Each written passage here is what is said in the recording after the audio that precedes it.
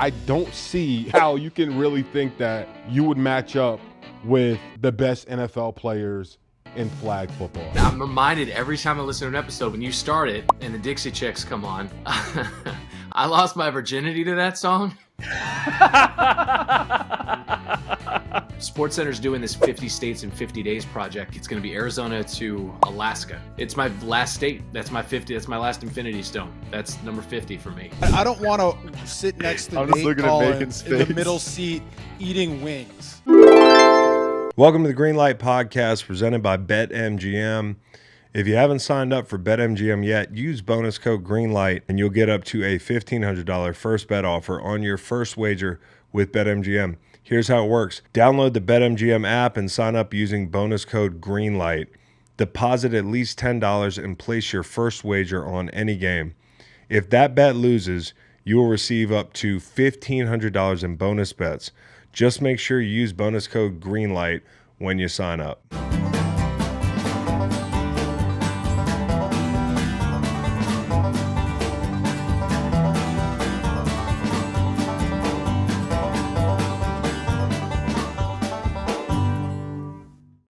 Hello!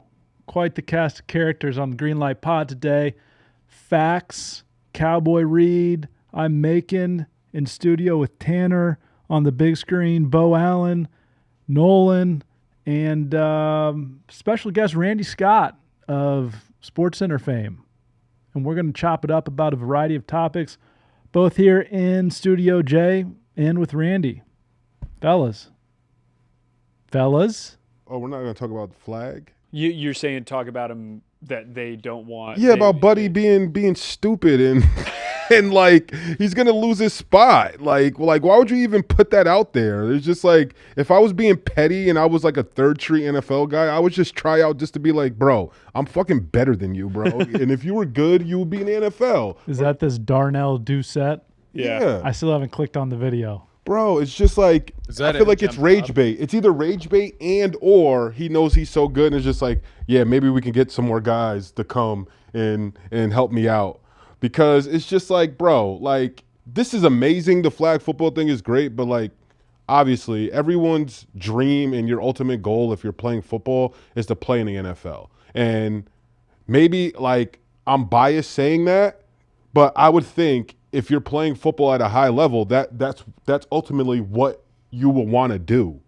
And if you can't, maybe this is the next best thing now that you can be in Olympics. I think that's amazing. And that's something that you can kind of have over NFL guys is the fact that, hey, I have a chance to win an Olympic medal for my country. You guys don't get to do that. And so that's the only thing that will separate now coming forward. But other than that, it's just like, bro, like to rage bait and be like, we're the best at this. And it's well, like anything else, let's have some Olympic trials. Right. Yeah, exactly.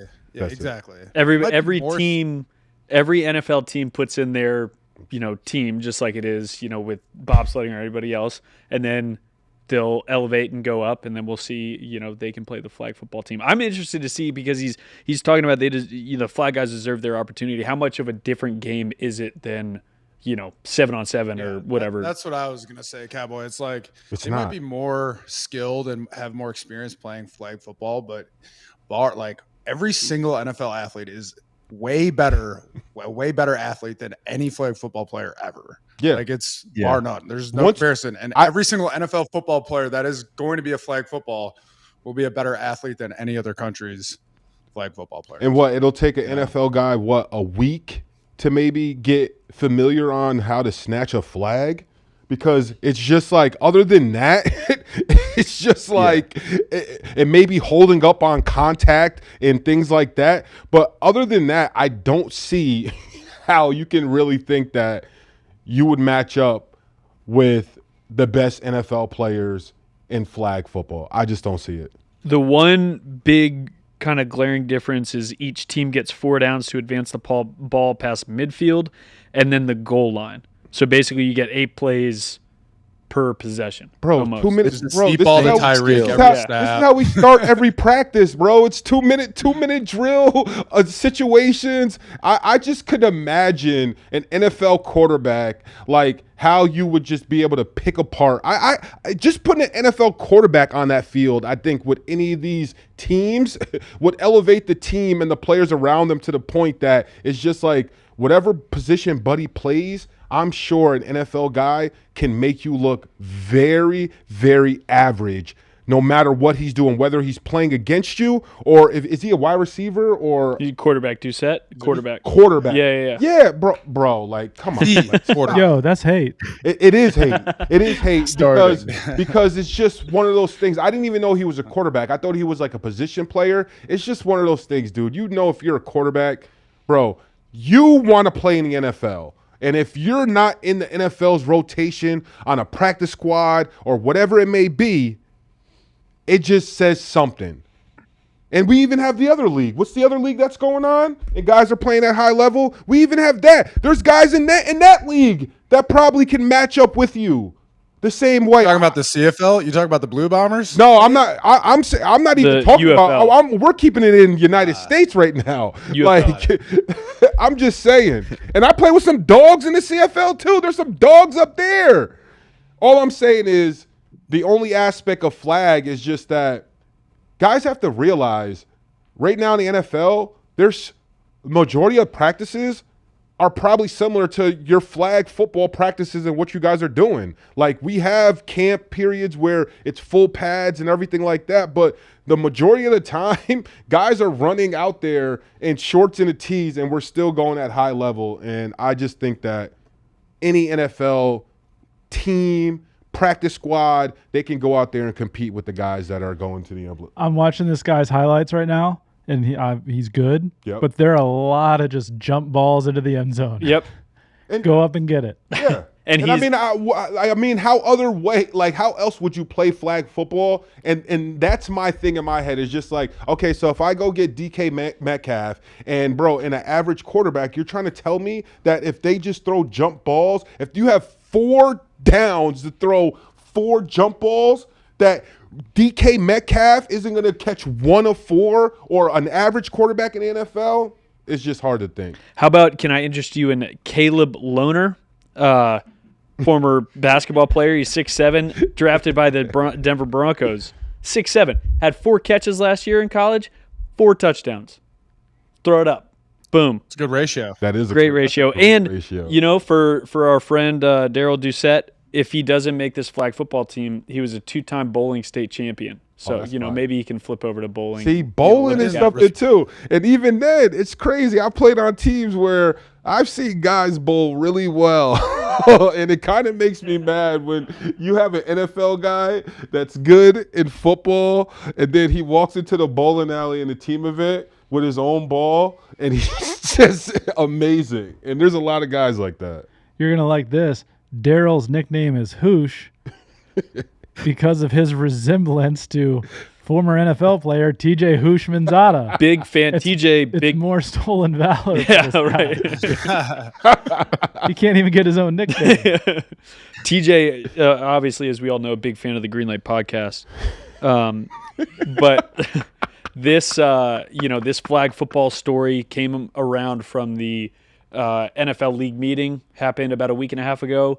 And so we thought it would be a good idea to have our own Greenlight League Meeting where we could talk about things to be banned from not just football but sports. Obviously, the tush push was a big story from that league meeting. Everybody wanted to ban it, but they didn't get enough teams, only 22. Mm-hmm. But we've given you guys the homework assignment, things to be banned from sports. I went serious. I All went my serious responses too. are serious. Okay. I got a serious one. Lead us off. We need to ban not knowing how much franchises are making and how much these owners are making. We need to ban that. I want to know how much Jerry Jones makes. I want to know how much John Mara makes. I want to know how much all of them make. I think as fans and the people who are paying for some of this stuff, I think we maybe I don't want to know all of it, but maybe some of it. I just feel like the biggest companies that you can find out their tax receipts or how much they're paying taxes. I think we should have access to some of that info. Like when we had the lockout and the number one thing was we're not opening the books, I was just like, that is kind of crazy that you can say that confidently and everyone be like, yeah, we're not opening the books. So like, yeah, but they're privately owned companies. That's why they're not. It's not public knowledge. I think it is fair though, because Patrick Mahomes, everybody, player, 1 to 53 on every roster, exactly how much they're making. How much they made. That's my thing, and that's my thing. It's just like if all of our info is public, why shouldn't y'all's or just make ours private? Just be like, hey, they came to a deal. Like I feel like that makes it better. Nate, it's better for players to know how much other players are making, though. But it's also better for players to know how much your team is making. Exactly. But it's horrible for the owners to divulge that information. It's bad business practices for them, and they control it, which is why it's not public. Well, that's why. But no, I'm with you. That shit should be public. That would be my rule. My rule change. Macon, would you have? I was. Aren't your guys the richest dudes in the league, Cowboy? Yes, proudly. The Broncos? Yeah, oh yeah. The Walton family. Walmart, right? Yep. Yeah. Walmart, yeah. Yeah, buddy. Oh, yeah. Walmart. Head there. Get whatever you need. Right? Support the Denver Broncos. I could just imagine. Wear your Crocs. Wear your Crocs. The number one place to probably steal ever. And they No. Don't steal from Walmart. No, spend your money at Walmart. Don't steal at all. But I'm just saying, just off of facts, like, bro, they don't even let you do tap to pay anymore. That's how much they get. Oh, really? Like, that's how you know they're getting robbed a lot. That they won't even let you tap to pay there. Funny. But I respect it. Walmart is a great place. All right, in soccer, I'm stopping the clock when we're hurt, when we're faking being hurt, when we're walking slowly off the field. Ooh. Just stop the clock. Enough of this. If it's going to be a 90-minute game, let's make it a 90-minute game. We don't need to go. We don't even need stoppage time, extra time, whatever it's called. It's like it's like soccer knows it's terrible, but they're they double down on it and they can't remove it. It's too ingrained. It's ridiculous. I always wondered that. So like when guys stop and the time keeps going, like is it like 1 for 1 the time that's like being allotted, like when they're giving out penalty cards or a guy's hurt in the field? Is that the same amount of time that they're going to add on at the end, and when they put the extra 1 minute, 5 minutes? Nobody knows. Yeah, exactly. Okay. It's the head official. I used to get pissed about that in FIFA, the video game. Just not knowing, thinking like, hey, bro, like give me at least like 3 extra minutes, and it's like, oh, only 1 minute left for extra time. Right. It's just like, what? Yep. Stop it. Yeah. Soccer. Stop it. I had that on my list too. The only thing though, it is kind of fun, the mystery involved sometimes, like every now and then, but overall it's very annoying. If it was precise, it could still be a mystery. We run through and then the 5:32. We're adding 5:32. That's perfect. And then it needs to stop. They need to stop the game once the time runs out, rather than like, abruptly. The ball got kicked over here and nothing's going to happen, so now we're going to stop it. It's ridiculous. It's like it's a judgment call. Yeah. It's like the refs like, wait, they're about to score again? No blow. Literally. Bo, what else did you have on your list?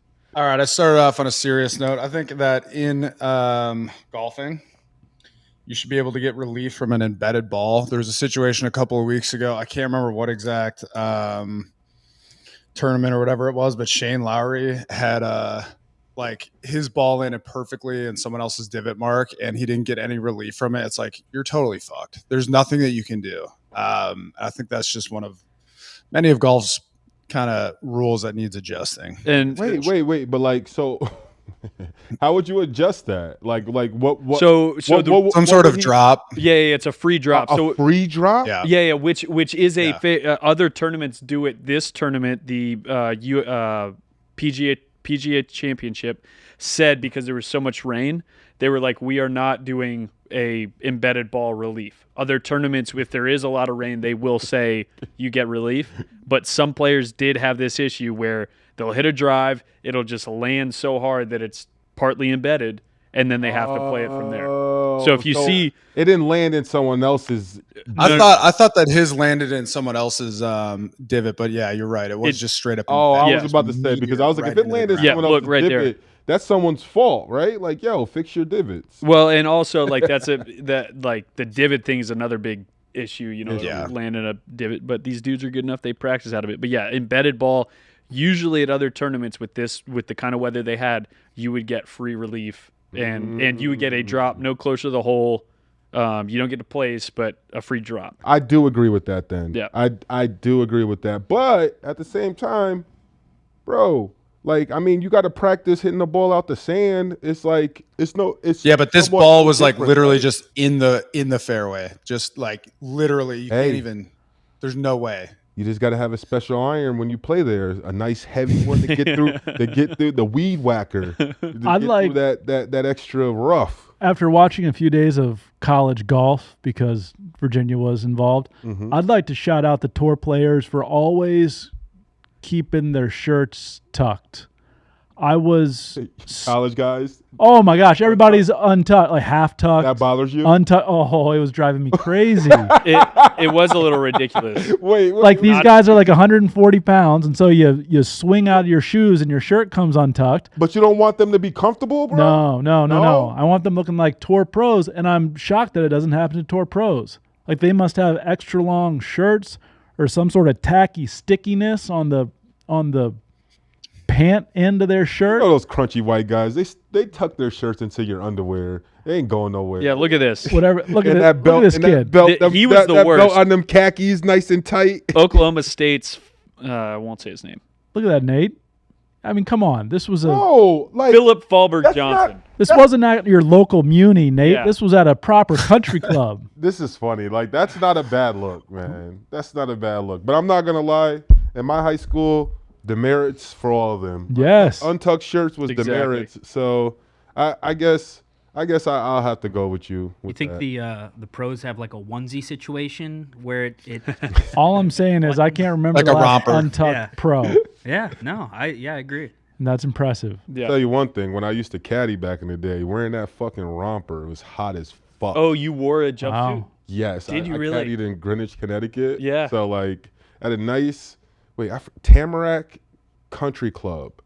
It was a nice course, and I think it was pretty expensive for people to play golf there. And one of my first jobs, I made a lot of money, but that romper, when it was hot, bro, and I'm a sweater. I've always been a sweater, bro. Walking in that romper.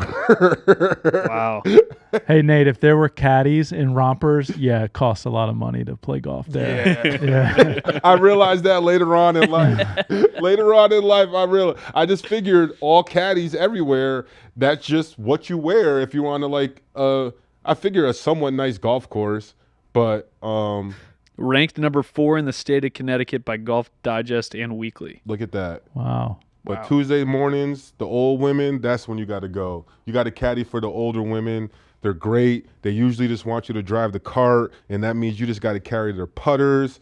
It's a great time. They always tip you. But I just learned when you got serious guys that were really into golf sucks being a caddy just because if your golfer is playing in a group and he's losing, it's a terrible time for you. It is a terrible time for you. Where does the golf cart come into play? You were a caddy but driving a golf cart? Sometimes the women, they get you to drive them in the carts. And so realistically, all you're doing is carrying their putters because they're grabbing everything else out. And it's just you and the other person in the cart? Yep. Wow. Yep.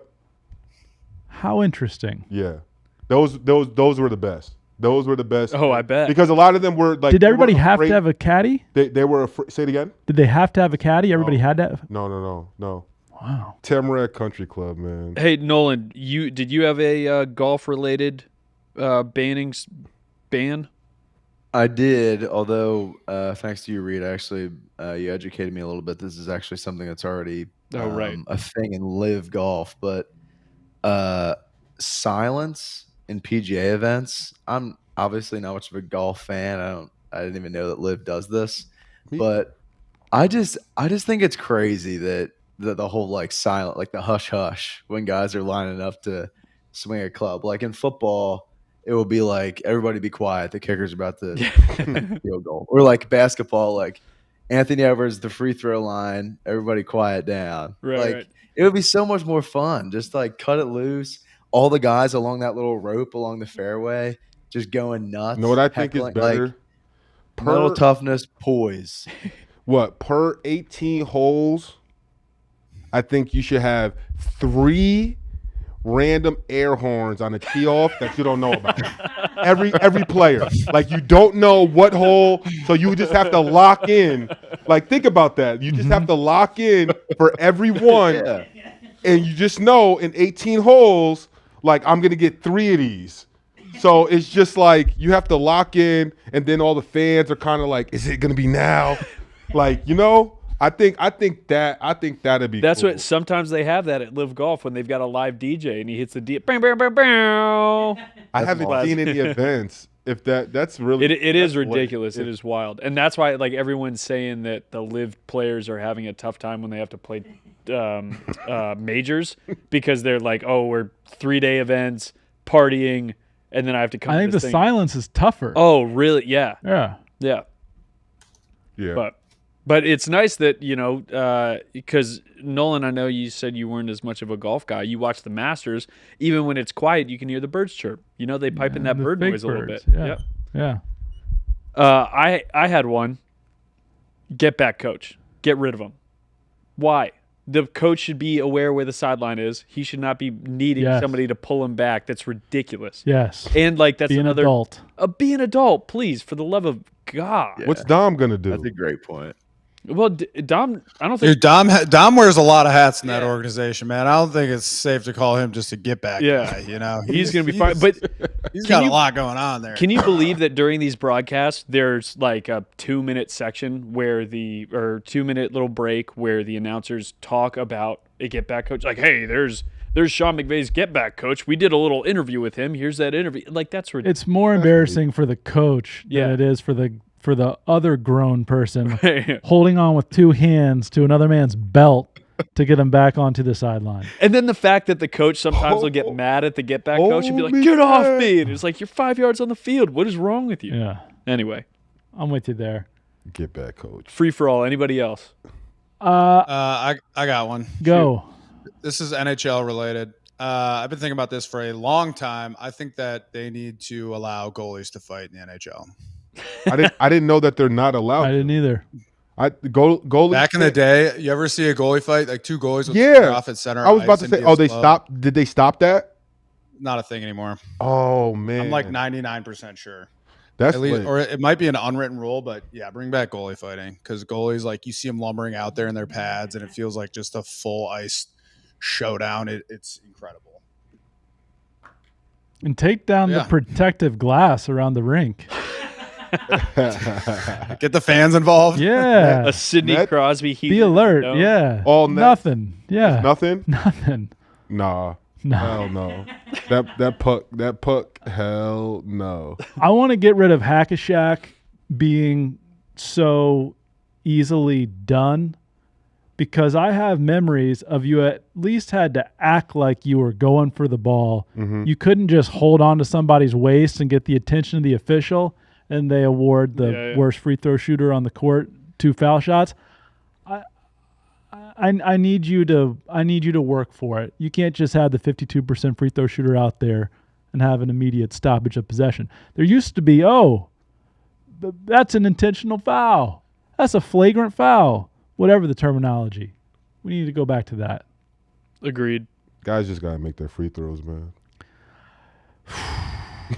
So I did a little bit of research. All right. So I think goalie fights are technically legal, but they're not allowed to take off their like masks because they have different helmets, than other players. So they have to in order to fight. But then also it's kind of like an unwritten rule in the NHL these days where like there's certain rules for goalies, like they can't leave, they can be assessed penalties for leaving the crease and things like that. Might need to look into this further, but I think we need to make goalie fights basically just a lot easier and more commonplace. Kind of what I'm going for. Yeah, that makes sense. Take down all the protective glass surrounding the rink. Would you sit front row at a hockey game if they had no glass? No. Hockey is awesome live. You seen hockey live? I have. Awesome. It's my favorite sport to watch live. Yeah. It sucks even talking about hockey because the week I tore my ACL, I was supposed to shoot the puck at the fucking Blackhawks game. Oh. I had a chance to win 2 round-trip tickets anywhere United Airline flies. Mykonos.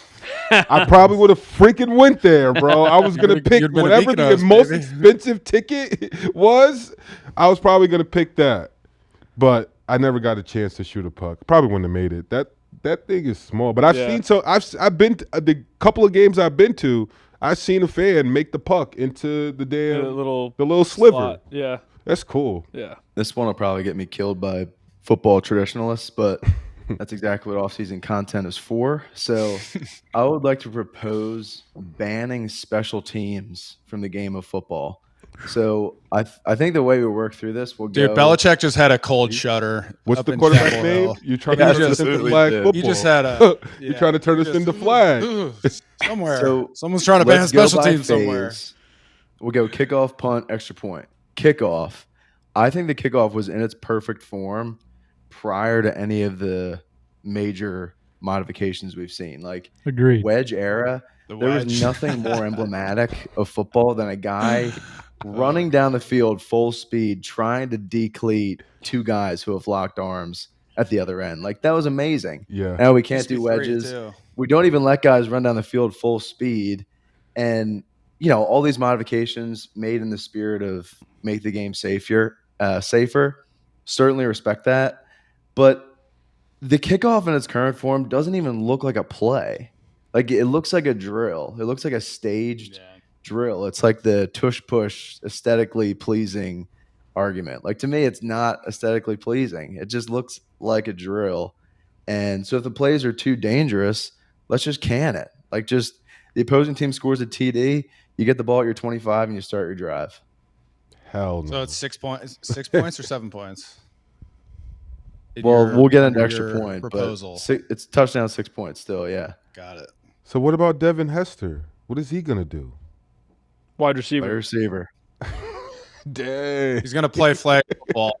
That's what he's going to do. Yeah. He's going to be at a gold medal flag football. Like, what about all these awesome returners, bro? I just can't imagine the game without a kickoff return. And I hear what you're saying. I used to be in the wedge, and the wedge is honestly, like, that shit was electric.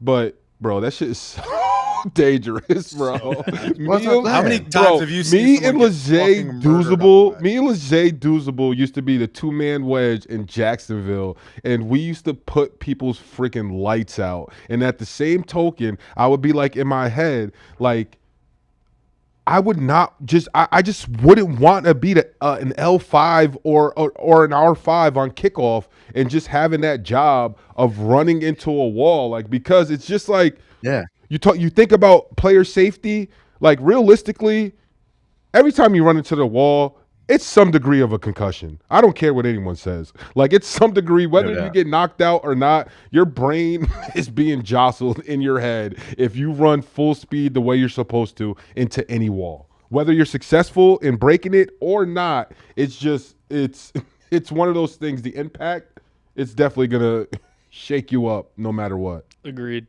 Totally. So that's what I'm saying. I'm like, just can it. Like, just bag the kickoff, save the time. Just spot the ball and go. Another 30-second commercial spot the NFL could sell. I'm almost positive that you can do that in Canada. You can elect in the CFL. You can elect after a point. Hey, we just want to grab the ball at the one of the allotted yard lines instead of taking a kickoff or a return. I'm just saying, like, as a fan of the game who's like, can't wait to watch the dynamic kickoff. Like, it's just, who cares? All right, punt. What is a punt but just an organized turnover? Like, generally speaking, it amounts to flipping the field for the opposing offense's drive start. Why don't we just save the time, ref at the other end of the field, spot the ball, offense lines up, and you roll. And, like, I'll admit, I think a punt return touchdown is one of the most exciting plays in sports. Mm-hmm. But it doesn't happen enough. Miracle to at the justify Meadowlands. Come on, doing the Nolan. punt. A lot of legendary moments with punt return touchdowns. So It what? You doesn't just start on the happen 25 after every change of possession? What Nate Right, mentioned in the 25. CFL, the team scored upon after a field goal has the option of receiving a kickoff or taking the ball at their own 40-yard line. So that's what basically what Yeah. Nolan is saying. I'm against I'm your like, you punt can rule, do- and here's why, Nolan. One of the most electric plays as a defensive player. Come on. Yeah. Back a team up, and they're coming out of the one. You got a chance to get a safety. That's points defensively and possession. That's about as good as you can do defensively, man. That's like we'd love a safety. That is definitely fair. I don't know what Safeties the are gonna go frequency of way that down. is though. Like 2024 regular season, 2,072 punts, 6 punt return TDs. That's 0.3%. Like not even half of a percentage point of all the punts Touche. were returned for touchdowns. It never happens. It like literally never happens. And on a punt, How many I mean, muffs? you- How many muffs? I want muff numbers. I'll pull you up muff numbers. You get the guys running down Clip field that. goal speed, but 28% are fair caught. Like we don't even get Nolan's a live in play. Google muff number. Okay, Almost then there's 30% of the time. Noel. There's your ban. Ban fair catches. Oh. No more fair catches. Yeah, no more Halo rule. That'll make things real interesting. XFL. This make guys Oh. just leave it all open. Yeah, let's work on safer technology, not safer rules. Ban the wedge agree with ban. that. Because look, if you take out the Halo rule, that's a lot more exciting because most returners you let the ball drop, right? If you feel like you're just gonna get cracked, Yeah. you let the ball drop, and that's like a whole new dynamic to everything. Ball on the ground, Yeah. poison. Oh no, it touched him. Yep. Or I'm gonna catch it and get my helmet smacked. Classic risk reward analysis there. I love that. That's a great call. Okay, maybe we'll just start with the fair catch. Not as dramatic. And then field goal, extra point. This is easy. Touchdown league. If you can't score a touchdown, get off the field. Like, Ooh. Terrible ideas. No, I kind of love this rule. I love because, that. Honestly, fuck kickers. Like, just remove them from the Bro. sport entirely. I like. Should it be Extra like one point? or 2 point option, like a yard line to run it in? exactly. Okay. Extra point. Keep the offense on 2.5 the field. yard Now- line, a 5 yard line. Yeah, now the extra point is actually an exciting play. Keep the offense on the field, and you can do some variant of I think flag football. Go for 1 from the 5, go for 2 from the 10. Damn. Whatever it is, whatever you want, however you want to set that up, keep the offense This on is the Justin field. Tucker's fault. See this? You putting Yeah. a bad taste in everyone's mouth. People don't like kickers anymore, man. Don't like kickers. So you're just trying to X kickers out. So dang, if I'm a kicker and Yep. and all this stuff is implemented, what do I do? What do I do? Play soccer. Our dear Yeah, friend you find Johnny a Hecker, sport. father of several, out of work. Backup quarterback. He's thrown a couple balls. Yeah. Couple good passes. Because he's a punter. He's That's thrown true. a couple Yeah, balls. Yeah. Dang. Yeah. Thought-provoking, Nolan, and shot down. Just think about it. Just think about it. Some would call Nolan bringing up, removing special teams from football a code break. We wanted to bring up a couple code breaks, and so I'll give you all a scenario. The other day, I was flying back from Wisconsin in the Chicago airport, Master. and in the security line, we have gone through the first security guy where you show him your ticket and your ID. We're standing to put our stuff on the conveyor belt to go through the scanner and then walk through the magnetometer. I grab my, the bucket you put everything in. I'm waiting for this guy in front of me.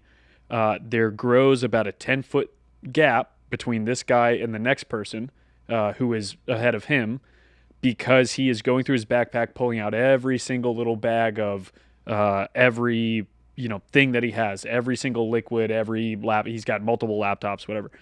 And so I'm like, okay, this is enough. So I jump in front of him, put my box down, shoes in the box, phone in the box, laptop in the box, bag on the scanner. Slide that through. I was done in 3 seconds, He comes behind me, slams his bag on the table and says, "Oh, you're just going to skip me in line? Just jump me, cut me?" And I was like, just plenty of space, man. We're good here. We're all going to the same spot.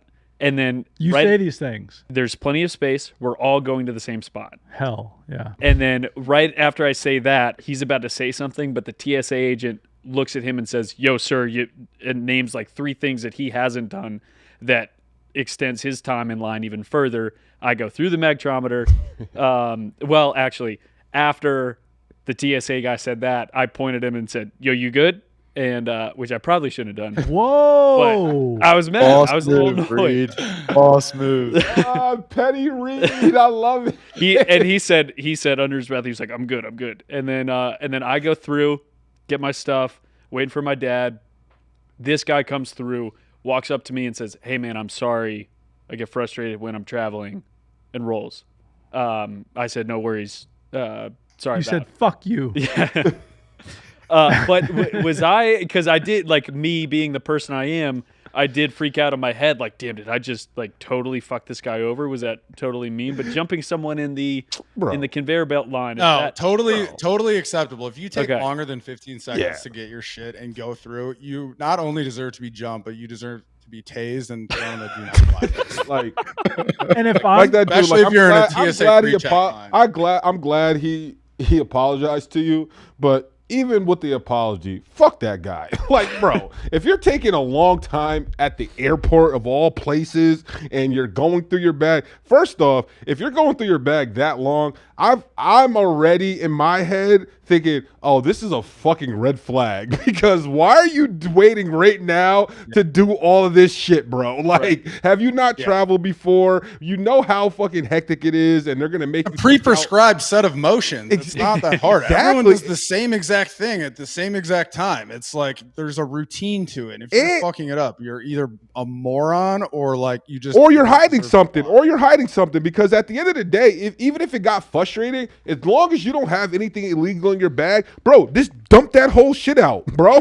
Just dump it all out into the bucket and let it go through, and then put it back when you get done. But like, to be reaching in your bag and not knowing, like, oh, do I have extra lotion in here that I got to take out, or do I have a laptop? It's just like you need to know that when you're traveling.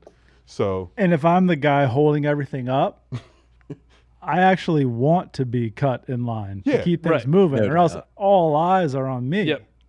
I'm the asshole. Yep. If that gap gets more than 3 feet, you gotta have the awareness to say, "Hey, slide on in, jump me."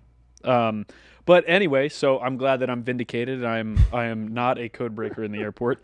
But airport flying etiquette. What are the biggest code breaks? Obviously, we have the reclining seat. And we've talked about food on an airplane before. I don't travel on the airplane. That's true. Don't get me and Nate started on that. Yeah. That's a whole there's a world of different opinions here. I'll start, Nate. All right. Before we get going. There's certain foods. There's a much longer list of foods. Let me just say this. You cannot eat on the airplane.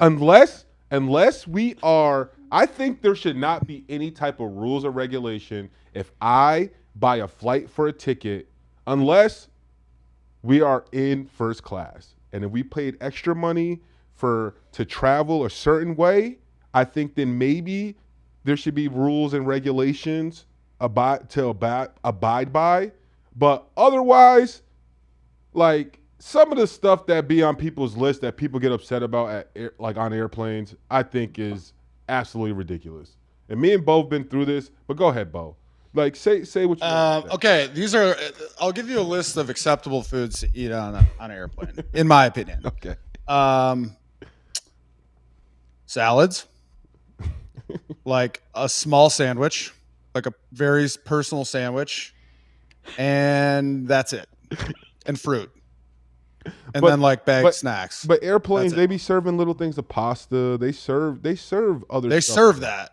Yeah. I don't want Nate. I don't want to sit next to Nate Collins in the middle seat eating wings for 3 hours. Bro, if they serve wings in the airport that I got on the flight to, that means finger food. That means the airport and the airlines want you to potentially be eating wings on their flight. If you're eating wings on a flight, it means that you're a selfish individual who has fallen into the trap of panicking and only caring about themselves while traveling in a confined space with 100 other people. No, bro. If I'm rushing, you cannot eat wings or ribs on a flight, bro. You can. You absolutely can, bro. You cannot eat ribs or salmon. You cannot eat any fish on a flight. Well, you said sandwich. Tuna salad sandwich? Tuna salad sandwich is a good point, Macon. Let me look at that. No. And you said salad too. No. And salad, and realistically, a salad can be messy as hell too. You really want to sit next to somebody eating a fucking tuna salad sandwich? You're telling me you're not going to be taking a photo of it and sending it to a group chat talking shit about that person? Never. Like, this motherfucker's eating a tuna salad sandwich next to me. Boo. Ew. That Beau's list was way more generous than I thought it was going to be. I personally think anything above what can categorically be called a snack is a no-go on a plane. Like, yeah. Like when you get into wings and ribs, like you're talking about needing a wet nap after you like that's diabolical. Way out of bounds. What, you're gonna go up and adjust the fucking little air conditioning vent with rib covered fingers? What? Bro. You, dude. Listen, guys. You guys you're not deterring me. If I'm hungry and I find a great spot in the airport that I am in, and if I want that food and I don't have enough time to eat it there, you best believe I will be eating some of it on the plane. And eat that on your own time, I'm just dude. sorry. Like, if I bought a plane ticket, why should I have to care about – if it's such an issue, the planes would say, hey, no outside food. No outside food. You have to buy food from us, so that means you can only eat what we're serving you and we're offering to you. If a plane doesn't say that, then why can't I bring food on there and why can't I eat it? That's my whole thing. And then I seen another list. People don't like when people get up to go to the bathroom. If I have to fucking use the bathroom, what's the big issue with you? Like, what's the issue with you if I have to get up and walk down the aisle and use the bathroom? I don't care if I have to use the bathroom 12 times. Why does it bother you? Why does it bother you if I have to go to the bathroom? I don't get that.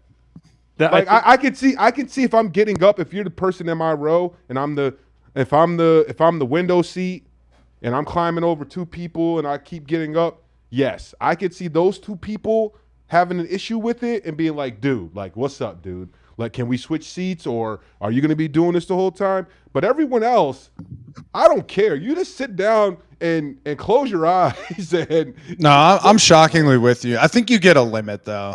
Like, you get like one. You get like one per hour, maybe. But like, some people are old and like, I don't know. Like, you can kind of get a pass as long as you're polite about it. You can get a pass from me. As long as you're like slightly apologetic. Like, I think about it like I'm sorry to inconvenience you a little bit. I'll be like, yeah, it's all right. Fuck you. Yeah, I know, but still, like, what if I'm already self-conscious about the fact that I might have IBS? Or I might have some type of issue, like, damn. You probably do have IBS because you're eating ribs and fucking wings on the airplane, bro. But it's like, damn, I already know that this is a 2-hour flight. I'm going to have to use the bathroom at least 4 times just because my condition. And now I have to worry about all you people on the plane just this eyeing me or not giving me grace. Like, I think, poor guy. I think that's a part. Okay, this might happen. Aisle seat. Have to know you're in an But aisle even seat. if I have an aisle seat, bro, like, people get mad at I've heard people say, like, you should never get up to use the bathroom on a flight. And I was like, oh, that's like, crazy. Like, why? That's crazy. That's crazy. Like, I mean, my biggest pet peeve as far as flying goes right now, and I've been banging this drum for a while, and this might be a hot take. Dogs do not belong on airplanes. I'm just straight up. I'm glad you brought that up because it's getting egregious. Yeah. Okay? Like, if I see any sort of like Labrador type dog, maybe not Labrador, poodle type dog, or like emotional support dog, 100%. Not emotional support. So the other day, catching this flight, there was a little poodle or a yapper dog in like a little case, and I heard it barking. I took my headphones off, terrified that it was going to come on my flight. Luckily, it was walking down the gangplank of another flight, so they all had to deal with that. But absolutely agree, you can't have dogs on a flight. How do you feel about kangaroos, though? Because the other day there was a woman trying to get her kangaroo on this flight. Bro. Why is he holding it? Isn't that just the cutest thing? Kangaroo's got the ticket. Isn't that just the cutest thing? Hello, buddy. Hello, buddy. Bro. I mean, Oh. probably put snacks in that Hell kangaroo's no. pouch. With the amount of videos I've seen of kangaroos just punching the shit and kicking the shit out of people, there's no way. But that's such a little polite. I'd sit next to that kangaroo. Bro, that little polite kangaroo is That was a courteous strong kangaroo. as hell. Probably strong as hell. I would be very scared. You're sitting in 22C. Yep. Kangaroo comes hopping down the down the aisle. What are you doing? Bro. Bing. hey, is that allowed? Are we good? Like, we're good. What was the one chick who like freaked out on the flight? What did she say? Like, Oh, what yeah. is that? Gomez, Exactly. Tiffany Gomez. Tiffany She's Gomez. really just pointing at a kangaroo. That person's not real. Yeah. Yeah. What would you do? Kangaroo is not a real. person. I was on a cross-country flight with my friend called Dave Kane, and he was having some bowel issues to the point where he carried anti-diarrheal medicine onto the flight.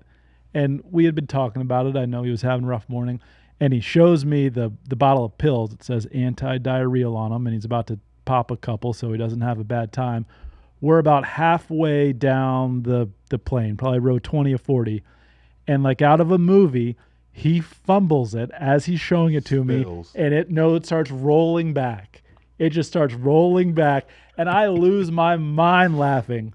But it did not compare to the joy when about 3 or 4 minutes later, the flight attendant starts walking up the aisle, showing everybody the anti-diarrheal, asking if somebody had lost it. And then Dave was in the position to either claim it or not. And boy, did he. It was so bad that he needed his meds You back. have to claim it. It was amazing. I was just eyes wide, no way that just happened, and it happened, and then it played out beautifully. Bro, that's like a mindfuck thing. Like, the last thing you will want to happen, you thinking about, like, yo, what if I drop this bottle? And then it just happened? Yeah. And then the worst thing, I thought they were going to hit the buzzer. Be like, ding. Yeah. That would have been the But only walking thing down better. the aisle and showing it is just as worse. Yeah. Everybody sees it. That Now, was great. other settings that we can ask about code break and etiquette, and Beau, this is maybe one of your biggest realms, but the gym. What are the biggest gym code breaks, etiquette, faux pas that you can do?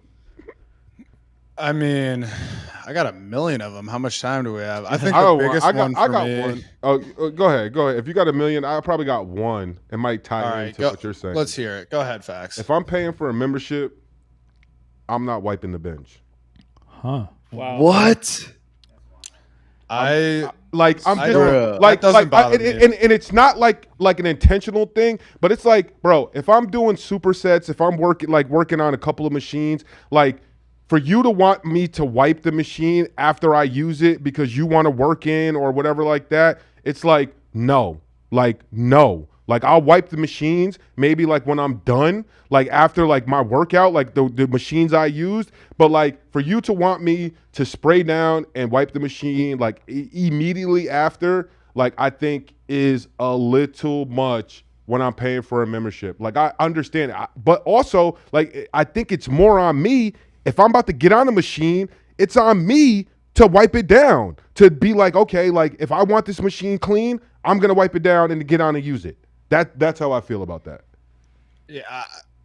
To me, fundamentally, you go to the gym to fucking sweat, man. Thank you. Sweating at the gym is like a whole. That's the whole reason. I didn't think fucking you would there. agree. You agree with me. If it gets egregious, wipe it down. I'm not gonna wipe that shit down after every fucking session, but I think it depends on the setting a little bit too. Like, I don't know, if you're at like a hotel gym, okay, maybe it's a little bit different, you know. No, see, we're I not don't paying. know. I'm talking about paid membership, hotel gym. I mean, I guess you're Yeah. staying for the whole the stay. I don't think that. No, I'm more saying my monthly. You're taking the 100 and whatever out of my check monthly, whatever it is for this membership, and you're gonna be a stickler, being like, hey, guy, you don't wipe down your stuff like in a timely manner. No, I don't like that. Yeah.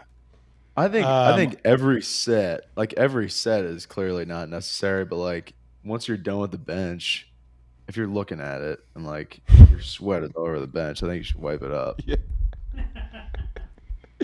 bro. I think I that's feel just- you. Like I'm kind of with that, but like sometimes it's just like yo, like if I have a little like on the bench or like say the incline bench, if the little butt part you're about to sit on has a little sweat mark on it, bro, I'm not wiping it. You're about to put your butt on there. Like I don't need to wipe that.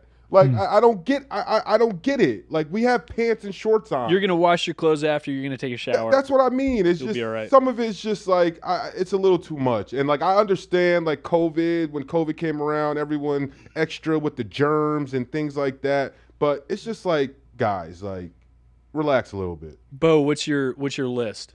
Run us through a few. Oh God! I mean, if you don't re-rack your weights, I will hate you forever. Just straight up. Wait, I will never, and I will fucking tell people, like I will shame them. I am that guy because it is my 100% biggest pet peeve. Like, do I have to re-rack them in the right spot or just re-rack them? Yes.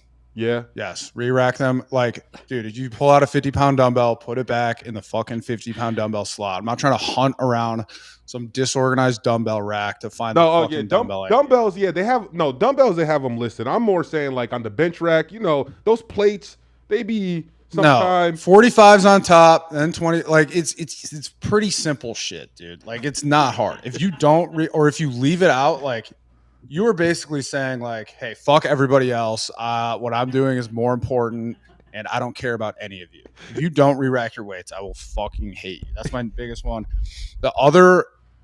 My other biggest pet peeve is like, so I squat heavy, okay? It's like my whole identity. That's all I got, okay? And if I'm in the squat rack and you have two squat racks that are like facing each other, my biggest pet peeve, if I'm mid-set or like mid-rep more than anything, and someone else comes and starts like squatting right when I'm in the middle of and like they're like, 2 feet away from me. And that is my number one, or probably number two biggest pet peeve. That fucking annoys the shit out of me. It's like absolute zero awareness for people around you. What if your motivation? Wait till I'm fucking done. But I need to see you squat to get amped and be like, I can do this too. But if there's someone else that's squatting right in the same like rack that I'm in, and they're facing each other or whatever, that's fine. I'll just go when you're not going. You know what I mean? But then just wait till I'm done to go. It's like bowling. You know what I mean? You don't approach the top of the lane when someone else is. It's just bad ball. It's bad etiquette. Like let me focus. Let me fucking lock in. Let me get my little sight line so I can hit this rep, hit my set, and then you can do your 135-pound squats, Nate. All right. Sounds about right, man. not trying to pull my quad or hammy, No phone calls. You can't have a phone call while you're in the gym. I agree with that. Or go to the front area. Yeah, walk outside. Outside. Yep. Yep. Fair.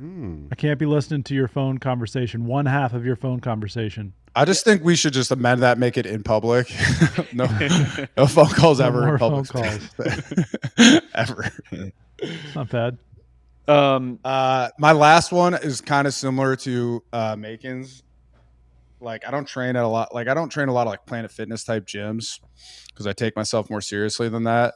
But like when I'm on the road, sometimes you have to find gyms like that, and I cannot stand when people watch TikTok videos out loud in between sets. It drives me fucking crazy.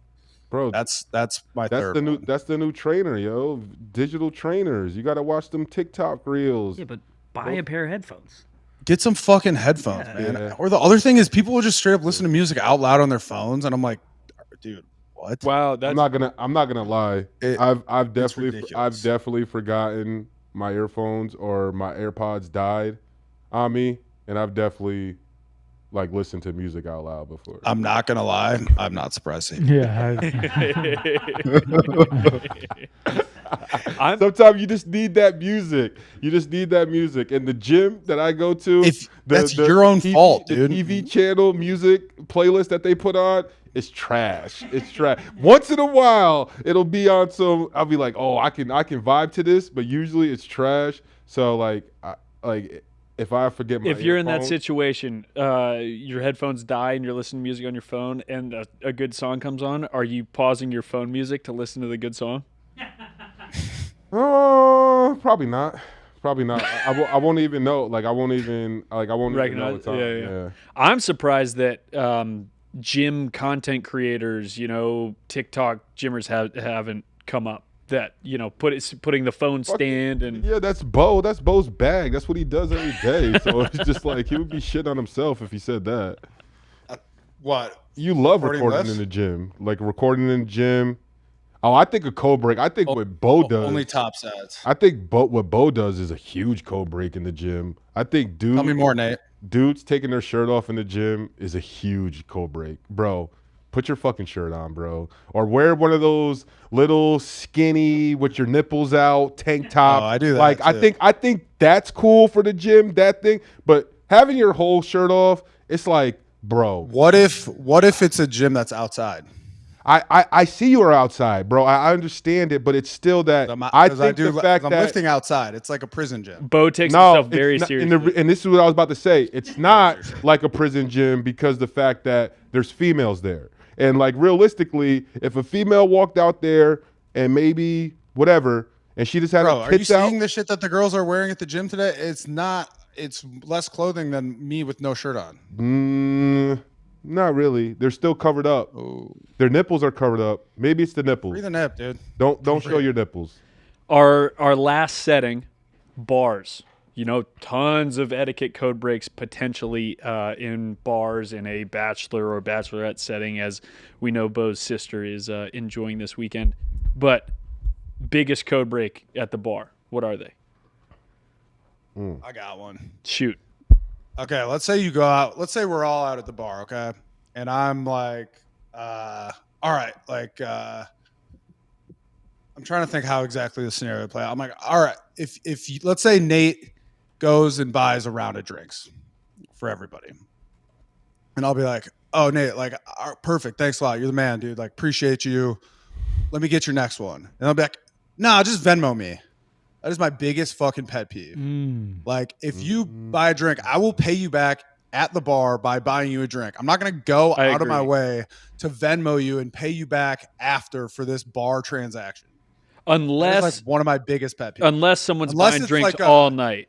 Yeah. It's like a tab or and like someone has their card down, it's easier to pay them back. But I'm talking about like one time dive bar, like you get this round, let me get the next round. Like I'm not gonna Venmo you for this round of drinks. Like I will get your next beer. You guys have a lot of friends. Like this is like a big friend group problem, I feel like. And all my friends who like go out in New York City, and when they go out, like they always do that. And it's just like, I guess I don't go out with enough people that we're just like, hey, like I'll buy a round. And I guess like we don't have to do that out here because it's not that hard to get drinks or like go up to the bar and get drinks. But I hear that a lot, that people like you go out and then you're trying to hunt down your friends for $45 from the other night because, bro, I bought you 3 drinks and you were supposed to pay me. Yeah. And if you're a Cowboy type and you're always willing to go get a beverage for anybody else, cannot have more than 2 ingredients. Yes. Yeah. Yes. Yeah. Yes. Great call. Espresso martini, I'm easy. Unless you're a girl. Then you can get a fucking vodka water with a splash of lime and cranberry. But if you're Nate Collins, I'm not getting you that. Here's a espresso martini, man. It's easy. Espresso martini. That's easy to. That's another pet peeve of mine. You cannot call it espresso martini, dude. Why not? There's no X. Espresso. Espresso? Yeah. No. How about I go to a bar and it's called espresso? I just made that up, but it's okay. I tried to throw that in there. Espresso. Code break if you're sitting at the bar and you know it's going to be a busy time, people coming in, it's 1 a.m, midnight, whatever. You can't get mad if I'm a little close. Like I'm not going to go in between you, but if I'm you are talking to somebody and you're face to face, if I get a little close on the back, I'm not going to try to bump you, but you can't say like, hey, can we get some room? Whatever. That like it's packed. And another like I don't have that problem, bro. I got big true. shoulders, bro. But if you are ordering at the bar, you got to make yourself as small as possible. Got it, like slide in there. No matter if you're me or if you're Nate, you got to make yourself as small as possible. I think it's a code break if people see you trying to get to the bar, and they're particularly not gonna make room. Yes, and then get upset that you're trying to get skinny Yep. to make room. And it's just like, bro, if you're not gonna move and I'm trying my hardest not to interact or touch you, you can't get upset. Like, you can't get upset knowing what everyone's trying to do right now, and that's ultimately try to get a drink. So I know you've probably been here all night and you have your drink, but if you know everyone's going to be trying to get a drink in your spot or around your spot, it's like you can't be that person to be like, I'm going to get frustrated every time someone walks up here and maybe brushes me Agreed. while I'm ordering a drink.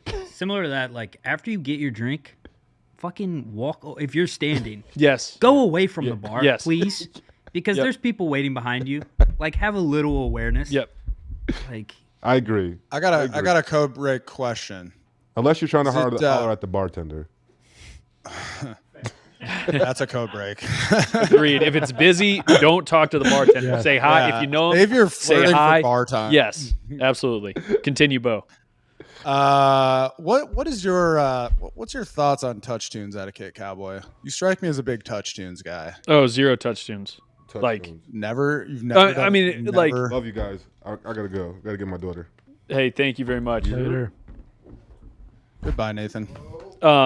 Touch I'm tunes. just wondering if it's a code break to like just rack up just hog the touch tunes, basically. No, yes, it is a code break to hog the touch tunes unless you're doing I'm going to play Prank. Rick a joke. Roll Yeah. 15 times in a row. Yeah. That's hilarious. Yeah. I thought that was the only reason touch tunes Yes, existed. exactly. So, I'm not going there to play serious songs or, oh my God, they got Billy Strings. Oh, hell yeah. No, it's what's the funniest song I can play the most amount of times that people start to notice. how much That's money what- do I have? Yes. How many times can I play this song? That is what touch tunes is for. Bachelorette, bachelor party code breaks. I'll bring one up. The bride or the groom in that party where, they can't pay for a drink, when we go out. That's not allowed. Bride or groom in that setting. Everybody else, it should be understood that everybody in the bachelor party is picking up for that bride or groom. You're Sure. there. The reason that you're there on that party is because of them.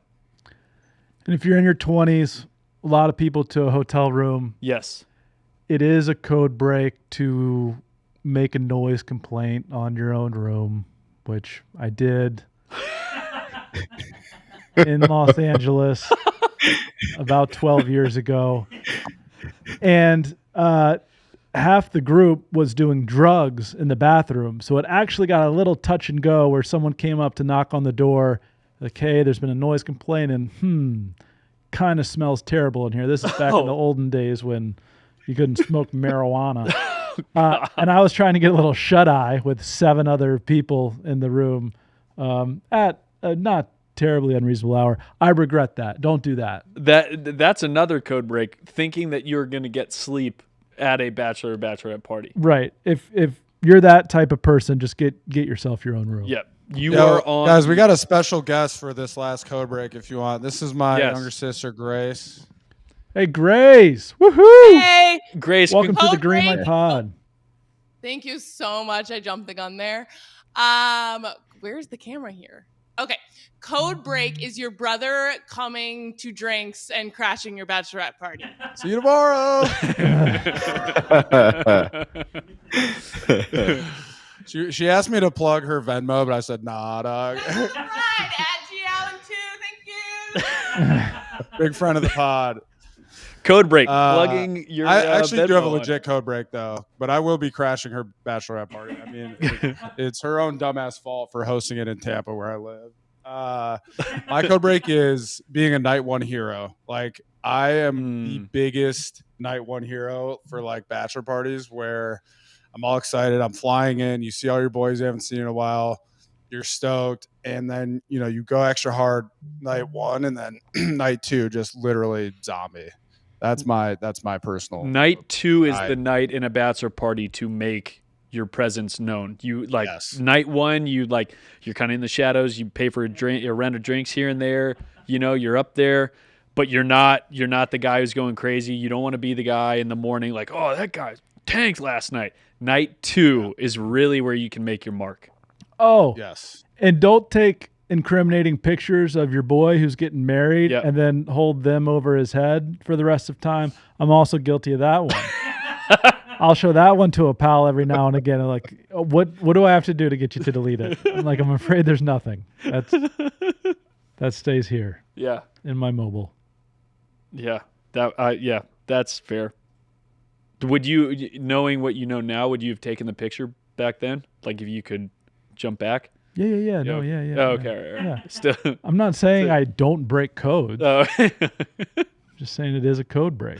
I know what I've done is wrong. I will do it again. Yeah. Fellas, that's been a blast. Good code breaks. One final note. 44 muffed punts making 2072 last year. That's 2%. Nolan with the muff stats. 44 muffs compared to 6 touchdowns. Is that right? I mean, I think, dare I say, a muff is more entertaining than a punt return touchdown.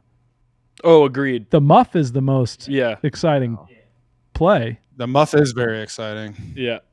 All right. I agree. All right, then let's just outlaw the fair catch. Okay. Great. That's good. We fixed it. Thanks, everyone, for being here. Thank you, Beau. Grace, congratulations, everyone. We'll send you Venmo. All righty. Time to get to Randy Scott. ESPN's Randy Scott is about to make it so that you don't listen to a song the same way ever again. Cowboy's here, Randy. I have so much to bring up to Cowboy. I hope all positive. Yeah, no, it's not. You know what? When I listened to an episode, as I did to brush up on the Aura conversation, which you guys did a piss poor job of explaining what Aura is. But when I was listening in, I'm reminded every time I listen to an episode when you start it and the Dixie Chicks come on, like I lost my virginity to that song. So I'm picturing the teenage, just this like SummerSlam battle of like hormones and then an overabundance of concern about getting a girl pregnant to the point where you're wearing 2 condoms, can't feel anything, and it's that's worse because apparently the condoms rub against each other and cause a hole, and so you might as well be wearing nothing. I didn't realize that. I learned that years later. So. Oh my God. So, Cowboy, take me away. The session in question, because Cowboy Take Me Away by the Chicks is roughly a 3-minute song. So, yes. Forgive me, but did you start off with it? Did the song runtime encompass the entire act, or did you finish up with Natalie in the crew? These are such great questions. I'm glad we're talking about it. So for me, I was such and remain such an overthinker that I was like, I got to stack this playlist, this mixed CD, this burned CD with as many short songs as possible. So we were pretty Blink-182 heavy because in my mind, I didn't want her. Small things. I didn't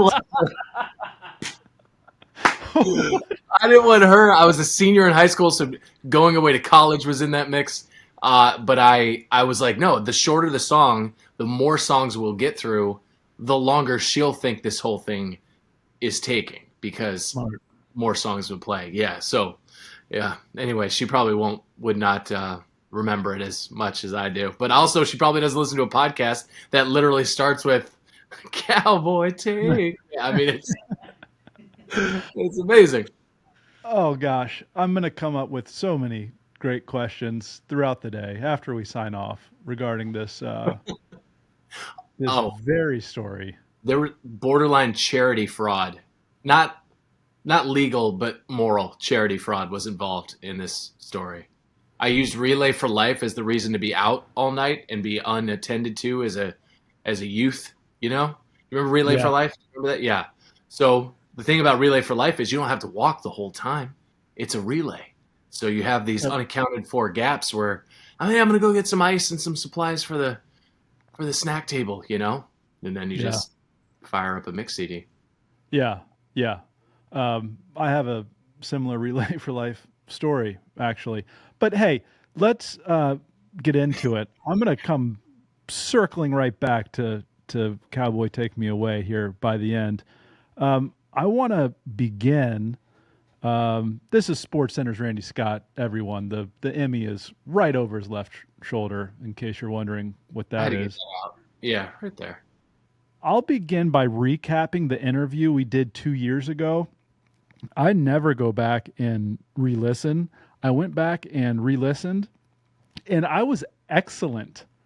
Like, I get all nervous for this stuff, and I prepare. I over-prepare. I skipped the first 10 minutes because that was probably not great. And then I listened on 1.25 speed just to get through it because I don't talk particularly fast. But I don't know if there's any topping that. Today, no preparation. We're just winging it. None. But it was excellent. The good news is, if this does go poorly, you're not like a Miami Dolphins offensive tackle, so therefore nobody's going to listen or watch.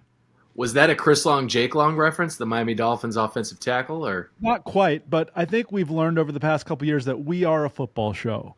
And if you're like, quality control coach for the Raiders, then we're getting 1 million views.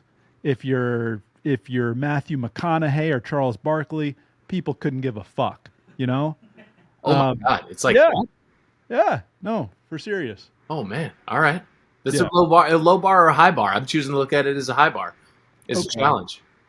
Your name's Randy Collins Scott. Those are 3 first names. What would you think is the best order of those 3 names if you could have your pick? So you really did. See, that's what I liked about the last interview too, was you did a lot of research. You had a lot of prepared questions. Well, this is just looking at my text when you sent me your email. Man, I hate my name. I hate it. Randy, they're not making new Randys. I do SportsCenter with Gary Streisky. They're not making new Garys either. We have this shared pain of being being a dinosaur out here in his name streets. So I'd probably Colin, but Colin's a little affected. But nobody trusts a Scott. The first name Scott. So, man, I'm kind of in bad shape when it comes to that. It's a funny story about my name, and I appreciate you asking. At Disney when I was like 10. At MGM Studios, I used to have like a Double Dare type setup that was more just a kids drop off where parents could kind of get away for a little bit and leave their kids for a live taping of a Double Dare knockoff. And my sister and I sat on the aisle up in the stands, and they were bringing a camera up and they'd interview you in between events. And what's your name? Where are you from? Blah, blah, blah, and I realized that as it got closer, I would never see any of these people again. So, and I hated my name at 10. So my sister goes, what's your name? Where are you from? She's like, Maggie from Vienna, Virginia. And then turns to me, and I was like, here we go. And so she goes, what's your name? Where are you from? I was like, Brett. You and Brett. From Vienna, Virginia. Because to me, Brett was, I don't know why. There was no famous George Brett. I mean, there's no first. Brett was a cool name. And my sister, before I could even say where I was from, backhanded me in the chest, was like, no, it's not. And I was like, shut up. I'm like, let me be Brett for a minute. Let Randy die. So so no, I hate the name Randy. No shade, Cowboy. Cowboy is over here with the father called Randy. And I found that Randy at least lends itself. I think you're my only Randy, maybe one of 2 with Cowboy's dad. Lends itself to nicknames. I really like Rando. I like Randman. You can really play around with it a little bit. What do you call your father, Cowboy, if you're referring to him and not addressing him? Usually it's Randy. I'll hit him with an old Randall every once in a while. Yeah. Randers. Randers. Yeah. Is he Randall or is he Randolph? He's Randy. He's Randy Ray. Ray is a middle name. Randy Ray just rolls pretty. But clean. Is Randy his government name? Randy's the government name. He was born Randy. Yep. That's wow. God damn it. See, now I have a little one-sided rivalry with your dad because you guys keep talking about where he fits on the Randy rankings. I remember that episode, and it was pretty high. It was a little inflated, but it was high. The ranking was high. and I was like, and now he's even cooler because he's a Randy Ray. and an actual Randy. Mine's Randolph, OLPH, and it's for this cowboy actor. I don't know if y'all have ever seen Blazing Saddles. Oh, absolutely. And there's a scene where they take their hats off, like, you do it for Randolph Scott.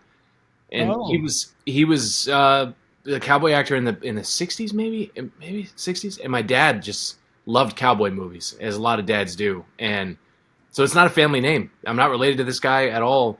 And my dad, again, as a lot of dads do, especially ex-military dads, they get older and they start watching Fox News, and they sort of lean into one side of the aisle, the political discourse.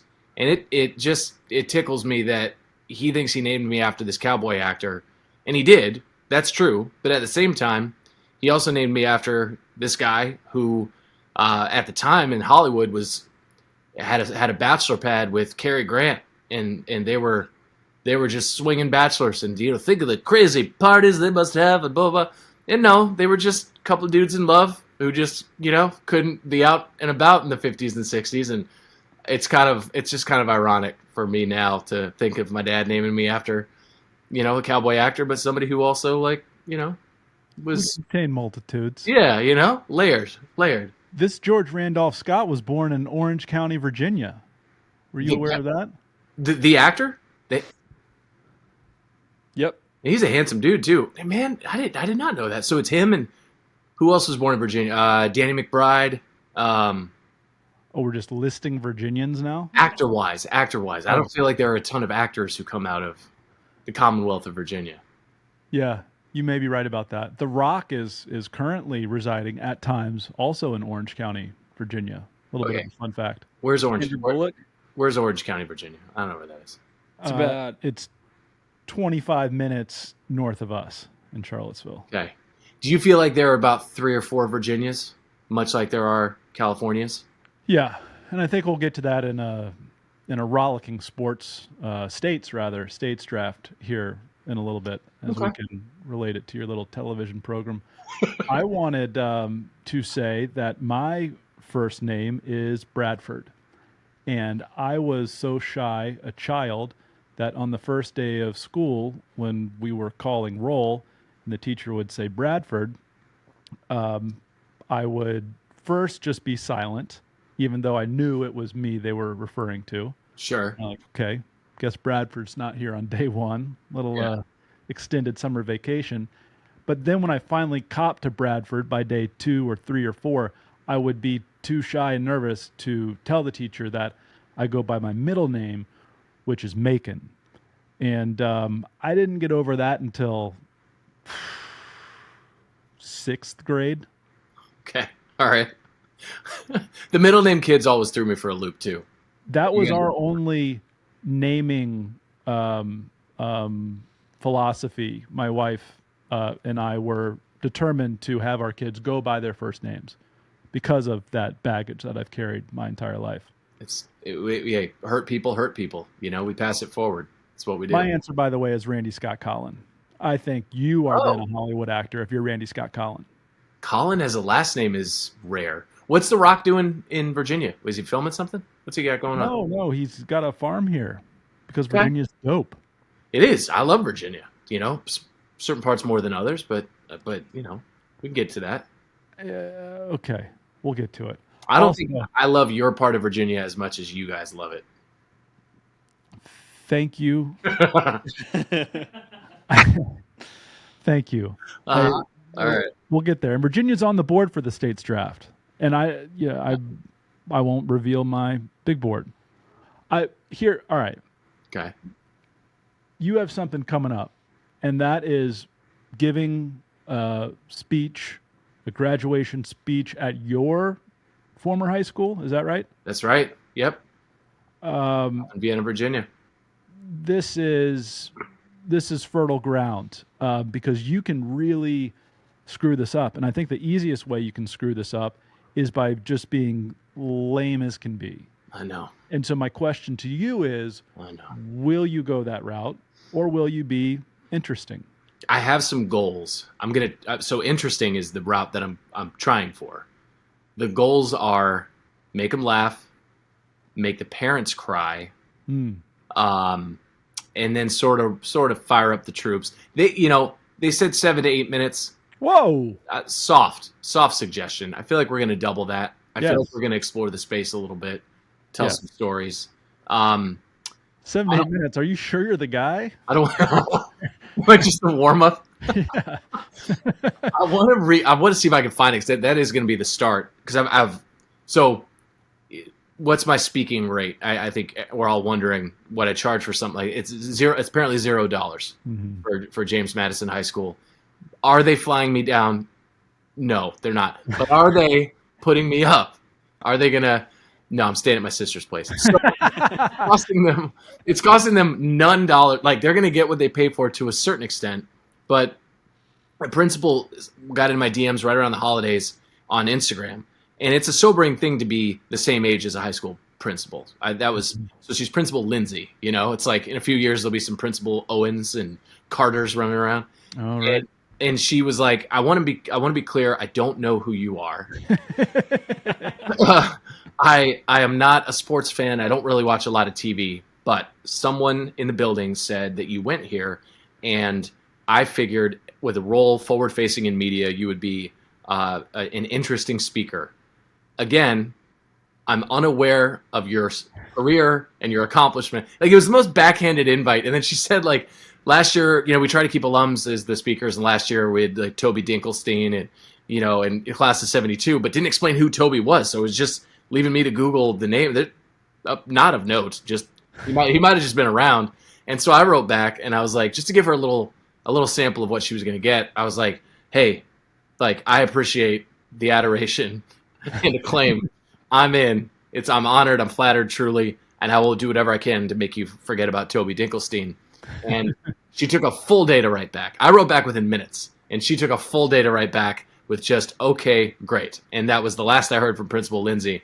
And then I started hearing from the senior class advisors, and I've had to have these Zooms with them, and I do kind of want to get to know them. And like, the football team is really good. They went to state title game twice and state semis like 2 of the other years that this class was together, which is so like I gave a graduation speech when I graduated in 2000, and I said, to solve the parking problem, may I suggest using the end zone since the football team isn't using it. Woo! Gordon Leib, the head coach, did not appreciate it. So Coach Leib is not there anymore. Now it's Justin Counts, and Madison's like a wagon. They keep playing against these teams from Hampton or wherever some of these schools are good, and like so that's like I had to get to know all that stuff. So I feel prepared, but I do want to bounce an opening joke off of you guys, if I could. Please. I thought your entry here to this conversation was pretty good. That they're going to get what they paid for, which is nothing. But yes, I might do that. But when I talked to the seniors, they were like, Principal Calvert slid into your DMs, like, oh my God, you got to start with that. And I was like, all right, cool, I might start with that. But what I want to say is like, to the principal, to the blah, blah, blah, graduating class of 25, thank you for having me. I hate graduation speeches. Let me just say that, because it really is unsolicited advice. It's just a washed older person disseminating, talking at you. Do this, don't do that. These are the mistakes I made, whatever it is. And if there's, I hate unsolicited advice. I hate mansplaining. And like here's what you want to do with unsolicited advice. Okay. And it's sort of like hammer the, here's what you want to do. Like by referencing unsolicited advice, I'm giving you advice on how to handle it. Like I'm telling you what to do with it. And then I wait a beat, let the applause break, settle down, and then say in mansplaining, girls, let me tell you what mansplaining is. And then kind of wait and just like subtle under the breath. I feel like it's more self-deprecation, but it's been polarizing at work. When I bounced it off people at work, some people are like, I wouldn't do the mansplaining thing. I like it. I like it. That makes me scared. I like it. I think we can punch it up a bit. Okay. Very dry. I'm reminded, what's the demo of these kids? I mean, are these a bunch of rich white kids? Are they a bunch of not rich white kids? I think that's important. Oh man, that's a fair question. I'd call it a middle to upper middle, class.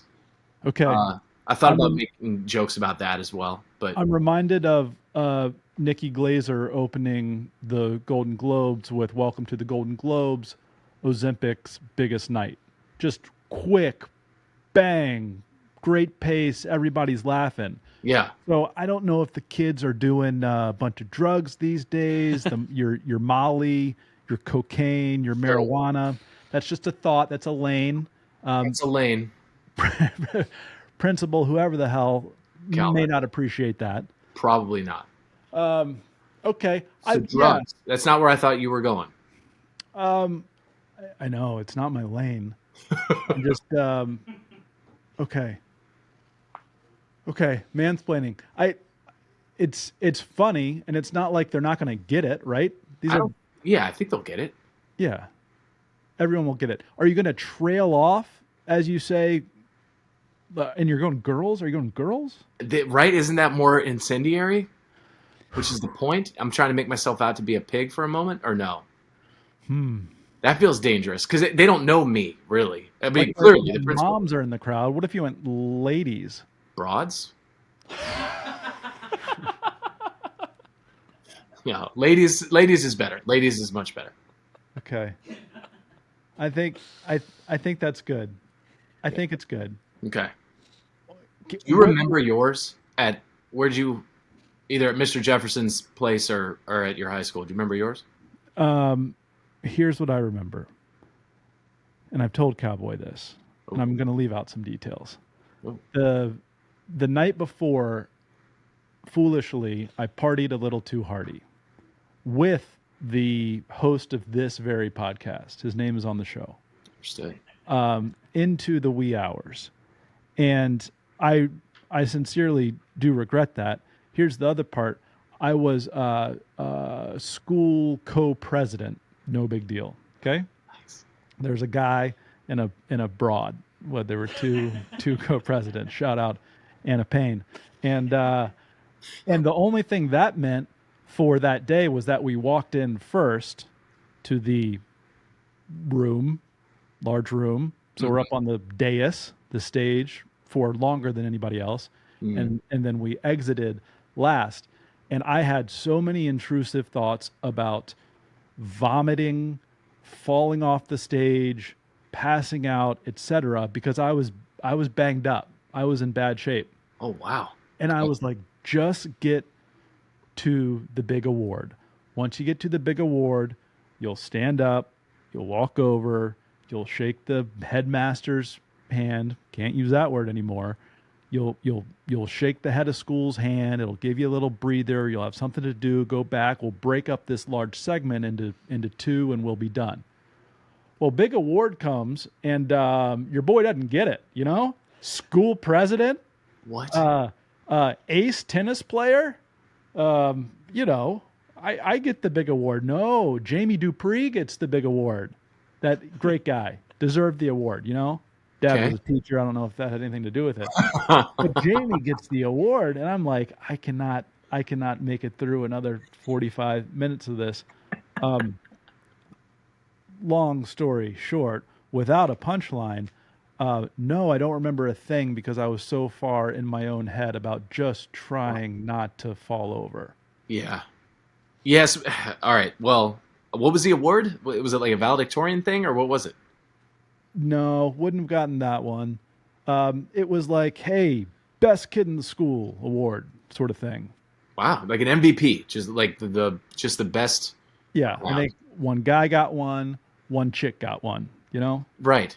Just to try to pull this thread of demeaning. Just a dame getting to describe women. Okay. Wow, man. Okay. Well, So that's not helpful. Here's what's helpful. You ready? Yeah. Earnestly, what I would say, I would hammer home two things. Maybe earnest isn't the way to go. Two things that I would have appreciated. The best policy is honesty. Okay, that's one. And maybe you're hearing that before you turn 18, but I think you can carry that through forever. And two, be kind to freaking everyone. Like that's the name of the game, and it's not about you. It's never about you. Today's not even about you, children. Today's about who got you to this point. Don't lose sight of this. Am I rolling here? Should I be giving this speech? Should I DM Principal Calvert? All right, wait, keep going because I have a message directed at parents in this thing, so I want to hear yours. Keep going. I think I'm done. Well, I think I'm out right there. I this is where I want to get the tears. This is where I want to get the tears. Is where I say at some point you can't leave them crying. You got to like sort of rally it up. You know, Dwight Schrute at the sales conference. So like, but at some point I want to say like, you know, this summer you're going to be pulled in a bunch of different directions. Maybe you're going to work, intern, you know, go to beach week, like go to, you know, friends' places, whatever. Save a little bit of time for your parents. Save a little bit of time. I was like, dads love breakfast. I don't know what it is. We love taking you to breakfast. We're up early. We want to feed you, start the day, go to breakfast with dad. And then you know what? Surprise your mom by suggesting that you guys run errands together. Like whatever it is, whatever she's got to do that day, ride in the car with her, talk to her, go get coffee, whatever it is. Make her feel like you were one of her friends that day, that you wanted to be there with her. And here's why. They are dying today. They are dying today. There's a cruel irony to the fact that their greatest accomplishment, because that's what you are. You represent on 10 toes and 2 legs the best thing that they have done and the best thing they will ever do with their lives. And to be here in this place and to go where you're going next year means they've done a tremendous job at breaking their own hearts. Because that's what's happening. Now it's been happening all school year, and it'll happen in greater frequency and resonance until you leave for college or wherever you're going next year. Because there's a cruelty to breaking your own heart. And that's what's at play right now. You are the best thing that has ever happened to them, and you are leaving. And they are more aware of it right now than you are, but it still hurts them every day. So go have breakfast, run the errands, and just understand that your departure is going to kill them. You know? and so kind of make it sweet, but also a little funny, and just like hammer some of that. So I got to write that down. I think that's excellent. Be a shame if the kids all watch this podcast and now they know it's coming. And speech is Tuesday. When is this going to come out? Cowboy is the executive producer of the show. This is coming out tomorrow. Oh, damn. Okay. All right. So, well, I'll put a spoiler at the beginning, right after the, chicks. Okay. To the graduating class of James Madison High School, presumably in Vienna, Virginia. Yes. That's first point to the graduating class. Do you guys still do Relay for Life? Yeah, that's good. That's good. I think that's a great close. Just be, funny as hell in the middle. The middle. No pressure. Yeah, the middle is the best part. My advice to you, I guess, would be beginning, middle, and end for the most part. Okay. Really. Yeah. Speak to the back of the room. And not That's just in front of the room. Yeah, we got it. We got that. Yeah, we're going to be all right. We got some fun stories. Apparently, they have an attendance. Yeah, don't say that. The 18 Summers, that's parental terrorism. That's my Instagram that's algorithm. What you're saying. That's your closer. Oh, buddy. Yeah, I know. 18 Summers. Okay. Ugh. I'm going to go see your buddy Kenny Chesney at the Sphere in a couple weeks. Are you serious? I am. Friday, June 13th. Why? Okay, did you know in order to get to why, but why? Well, in order to get to the Grand Canyon, it's easier / better, more convenient to fly into Vegas. So SportsCenter's doing this 50 States in 50 Days project this summer that starts end of June, goes through probably I think until week 0 for college football. And it's exactly what it sounds like, either a show or a story or a presence in 50 consecutive days, 50 individual states. Gary Streisky and I got Arizona, and they're like, you guys are going to whitewater raft in the Grand Canyon. Great. Haven't done it since West Virginia when I was probably 20 years old. So, okay, let's go do that. Fly into Vegas. There's a Native American tribe that does 1-day floats. Otherwise, it's multiple days, right? But we need to kind of get in, get out. So we're going to go in with them and then come back to Vegas Friday at dinner time, maybe late afternoon. And Gary's like, "Yo, KC's at the Sphere." I was like, "We can make that happen." So we're gonna do that and then fly out the next morning. Are you guys both fans? Yeah. I think I'm more of a fan. Well, if Gary's saying KC, I mean, he's part of No Shoes Nation in that case. Well, I mean, Kenny came to the studio last summer, had us out to MetLife for a show, and then had me on. I had like a guest hour on No Shoes Radio over on Sirius XM. Holy smokes! Yeah, it's not a contest, but I'm just. Can I come? I mean, could I come? You would fly in for one night and fly back? Yeah. See, that's where I keep getting hung up on this whole Sphere thing. It's tough. I have a buddy called Greg who's going out there, and I thought, well, if Greg could do it, I could do it. Yeah. But then I keep the airplane ride. Like I can see him in other places, you know. Not this summer though. I kept thinking he was going to end at Gillette. Is he still doing stuff outside of? I don't know that answer. Okay. I don't know that answer. You put a lot of thought into it. You've done your research. What is your favorite Kenny Chesney song? There Goes My Life is up there. You're really in your feels. No, I like the Down the Road with Mac. I don't know how to say his last name. McAnally. Yeah. I like Back Where I Come From. That was the first one of his, of course, that I heard. You and Tequila Make Me Crazy. Okay. All right. We get it. Okay. Come over. Right. Too. Yeah. What about yours? Sorry, what's yours, Macon? How Forever Feels. Oh, that's fairways and greens. You know, my a buddy in high school thought it was How the River Feels. He thought it was I want to know how the river feels. And like we got to a point where we're belting it out, and I kind of hear it. White Ford Explorer, late '90s, and I'm like, hey man, this. Like he's proposing and such. This isn't about a river. This is forever. He was like, yeah, no, I don't. I think it's. I want to know how the river feels. Like it's the river of life. Did that friend from high school ever float down the river in a pumpkin? No, different friend. Yeah. All right. Many friends. Okay. Again, not a contest, but yeah, if you're rich in friendship, you're whatever. Okay, 50 states in 50 days. You're going to be in Arizona. Where else will you be? In the span of like a week, it's going to be Arizona to Alaska for the midnight baseball classic. So summer solstice, 24 hours of daylight. They play the pro league up there plays a game, maybe an all-star game. I'm not sure. I think it's a pro league game. First pitch is midnight, and so we're going to fly in, do some quintessential Alaskan activity, spy on the Ruskies. No, joking. But we're gonna do. There was talk of maybe going fly fishing, but they take the licensing, even if you're just gonna shoot a feature. They take it really seriously with the wildlife board up there. So I'm not sure. I'm not sure if I'll be able to do that, but gonna be there for like 3 days, and I'm so nerdily excited for that. Like it's my last state. That's my 50. That's my last Infinity Stone. That's number 50 for me. So I'm excited. You've been to 49 states. Yes. Yeah. And it seems like to you this is a badge of honor.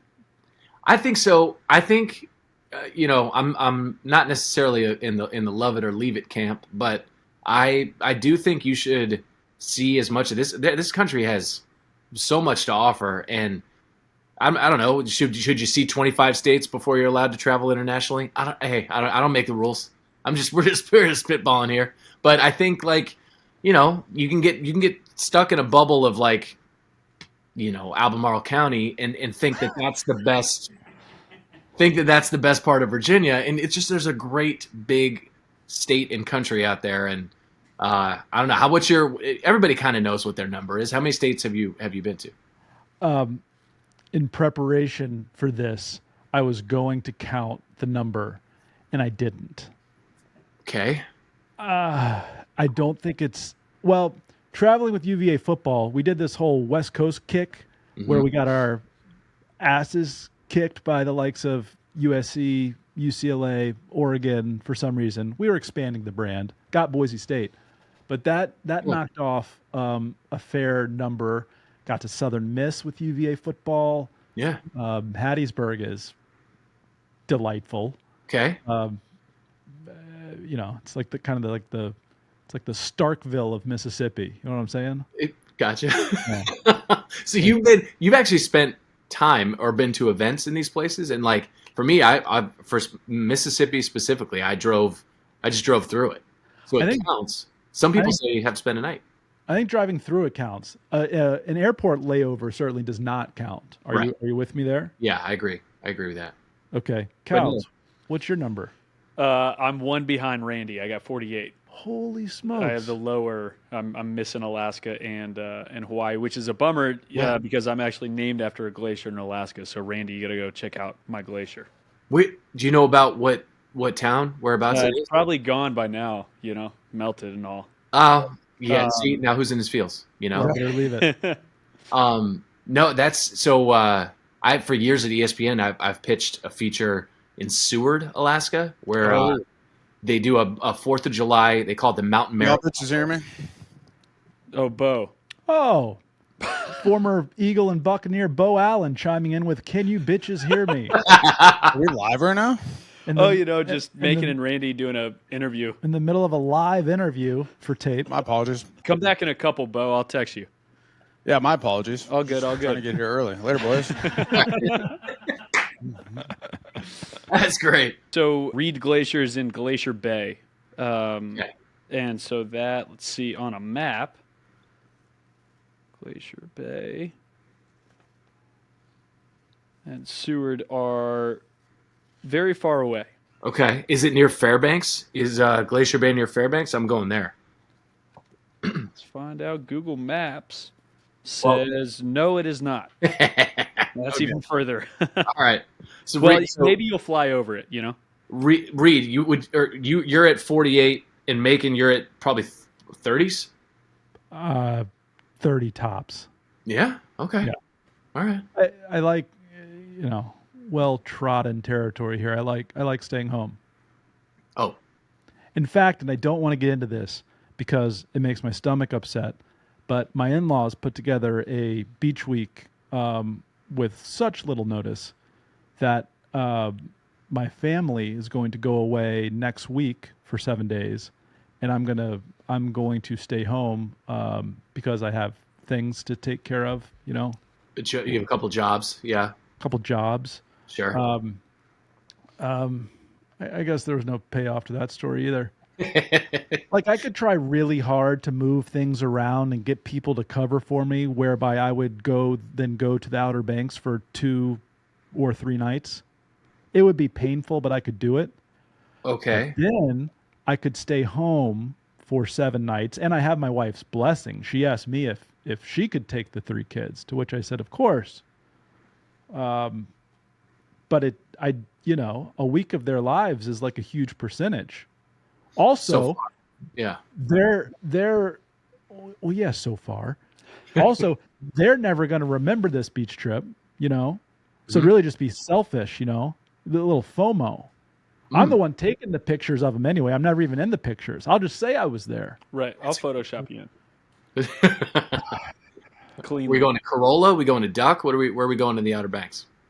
Duck. And it's actually pronounced Corolla. So thank you for saying it incorrectly so we can give the folks a little PSA. It's Corolla. Oh, yeah, can you believe that?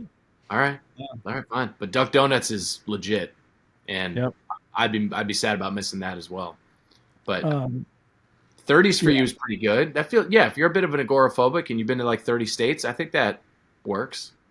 Okay. All right. States draft. Let's draft states, okay? This is going to be, here's the premise. Okay. You have to live in this state for the rest of your life. I'm not saying you're necessarily trapped there, but that's how we're picking the state. Now, if that to you is your favorite state, so be it. Okay. But that's the framework of what we're under which we are operating here, okay? Okay. Got to live there. You can travel within the state. Yeah, all of it. Cowboy, pick a number 1 through 100. 97. Randy, pick one. 29. Okay, I wrote down 57. 29 is closer. So, Randolph, why don't you kick us off? Cowboy, you can go second, and I'll go 3-4. Snake draft? Yeah. All right, let me punch up a list of states. No, I don't need it. It's fine. California number 1. Nice. Damn. I thought that might actually last a little bit. No, I mean, he's got so much space, to go through. Northern, southern. I guess you guys. Central. I thought you guys would be more interesting. I guess. You get San Diego's America's finest city. If you want to go skiing, you can go skiing. You want to get up to NorCal, get weird, wine country. Oh, think of the wine, Macon. Yeah, the wine. All right, Cowboys. Yeah, Randy, that's the right choice. I'm going Idaho. Redacted Idaho, as you remember, is the number one summer destination that I had last year in our summer destinations draft.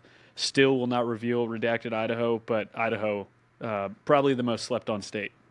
What? Okay. What do you like about? Do you like having 2 time zones in the same state? Yeah, actually, that is unique and cool. But man, you talk about doing anything you want. You talked about fly fishing earlier. Boom, done it. Yeah. Rafting. Boom, done it. Skiing, no problem. All right. And no one bothers you up there. Like there's not many people. That's great. Total pander pick here. I couldn't give a shit about this state. This is just for the graphic. I take Colorado, or as the folks in that state say, Colorado.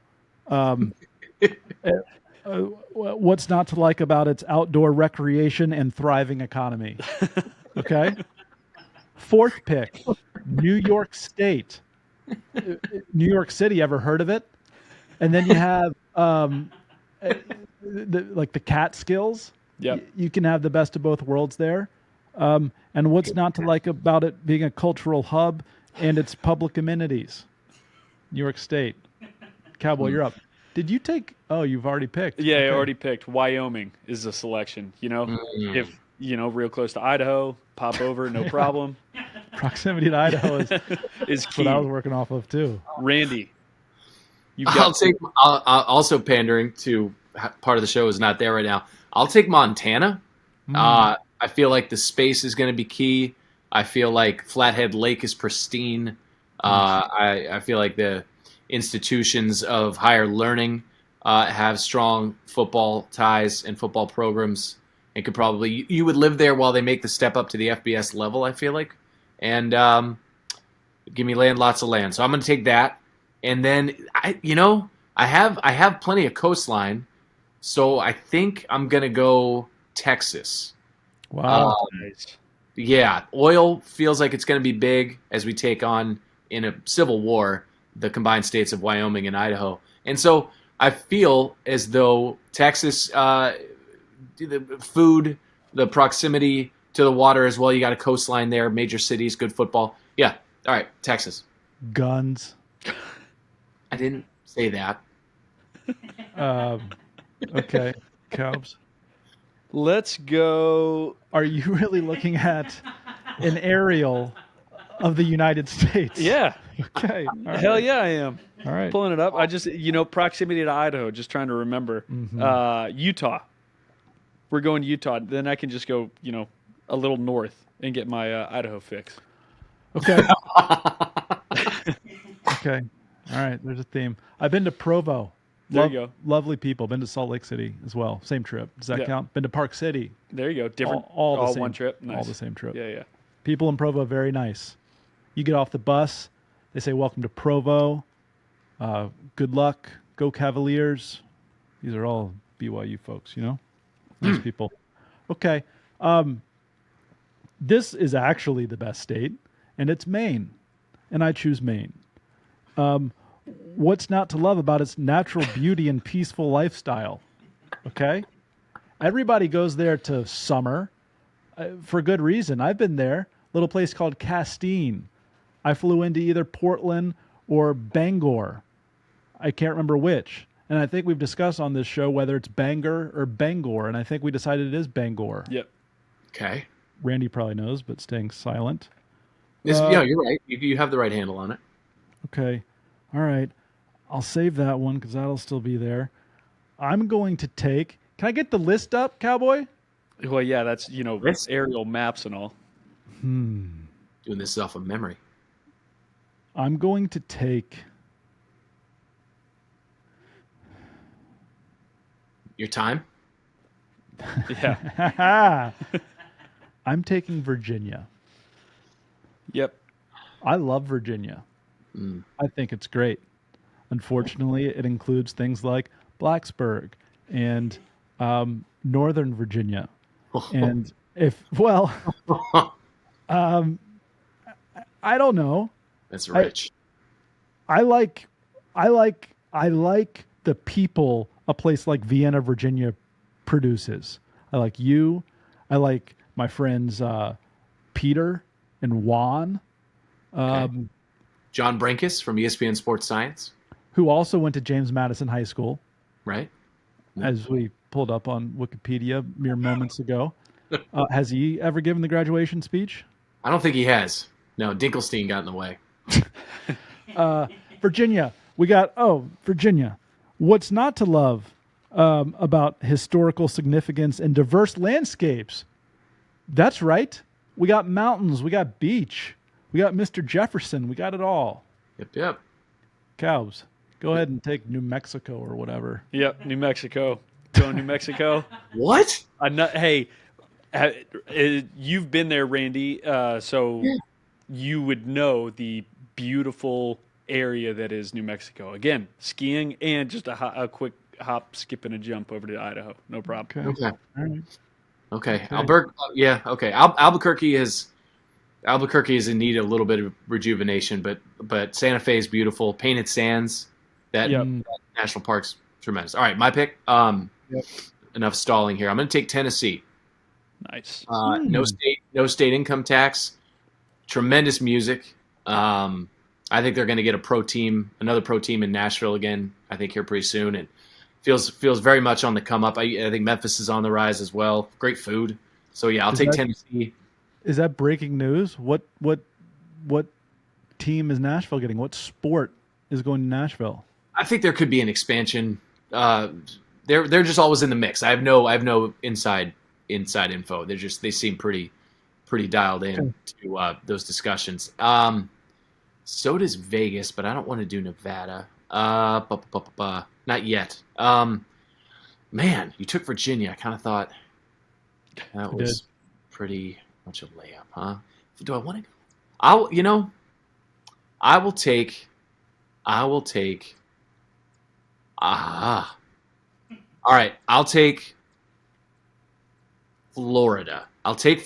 Now, Florida has its warts. It does. Some people call it a sunny place for shady people, but hear me out. It is to me the best weather. I've lived in Fort Myers for a couple of years, lived in Tampa for a couple of years. When you get to that like November through May sweet spot, it's outstanding. The other months, it's like walking outside and walking into someone's mouth. It's hot, it's humid, it's gross. But my kids love Disney World. That's what that is right there. They're still in that Disney pocket. I love the Walt Disney Company.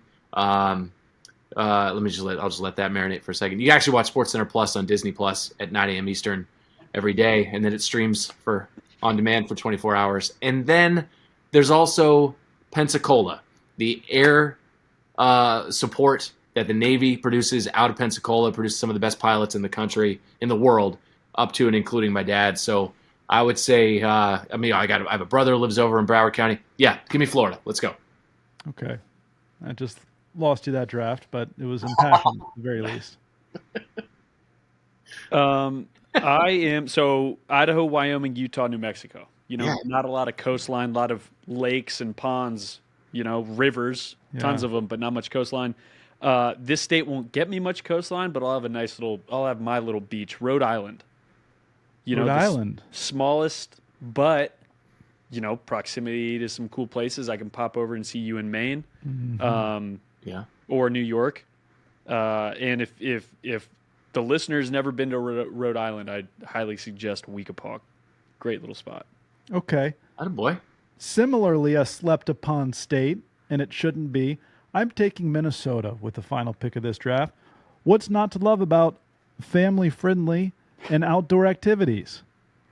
Also, the site of where Virginia won the 2019 national championship in men's college basketball, and now that college sports are over, has all the more meaning. Chris also won a Super Bowl there. And I like being cold. Bad part about the summer, when you have, pasty white chicken legs, is that you got to wear shorts. I'd rather not be wearing the shorts. I like to be bundled up. For instance, it's 82 degrees outside, Randy. I'm wearing a sweatshirt and a fleece jacket. I'm noticing the Patagonia hug you're wearing. Yeah. That's right. That's right. Okay. What a dynamite states draft. Randman, California, Montana, Texas, Tennessee, Florida, Reed, Idaho, Wyoming, Utah, New Mexico, Rhode Island. And I went with Colorado, New York, Maine, Virginia, Minnesota. I'm surprised Alaska and Hawaii remained off this. Alaska was on my big board. Yeah. I wish I'd known that there was a set number of rounds in the draft. That's the only communication about the set number of rounds was me flashing up a 5 and a question face to Macon about 5 minutes ago. So hand up, that's on us. I'm gonna go to my text with Randy. Yep, I never said 5 deep. Yep. Honorable mention. Honorable mention. I'll go with North Carolina. Yep. Variety of topography, I think, is big. And then I would have put Hawaii up. Hawaii's Cowboy. You got to get out there, man. It's incredible. Shouts out to Pennsylvania. All right, let's cover our bases there. Louisiana has some things going for it as well. Yeah, fair. Calbs, I think the most regrettable moment, it's not a moment, it's ongoing. I left, Edie and I, my 4-year-old, we have left Randy on red for several months. Randy recorded a dynamite video, a conversation with Edie, asking her various questions about her life, her interests, etc. And we just haven't responded. Like, we watched it, we enjoyed it, we talked about what our answers are going to be, and then we just haven't sent anything back. So I'm going to endeavor to be a better texter with Randy. As I see now, I didn't say a word about we'd only go 5 states deep. But then again, what are we going to go? 16 deep and leave 2? Maybe that would have been the funniest thing to do. I don't know. Well, see, that was the thing. I didn't know if we were going to also do like either a draft or a notable like places we never want to live, like places like what states, Iowa didn't get consideration. You know what I mean? Like what? Here, how about this? As ending it, knowing each other as well as we do. We're ending the interview? No, to end this states thing. Yeah. Pick a state that you would send Randy and then me to live with. Randy, pick a state, you'd send Macon and me, and then I'll pick a state for you two. As a punish, like the worst possible state for you, the person. And you two are going to live together? No. Like you, I'll pick one for you, I'll pick one for Randy. Oh. So like banishing each other? Okay. Yeah. Okay. Cowboy, you are going to Kentucky. Okay. Well, it was your idea, man. Yeah.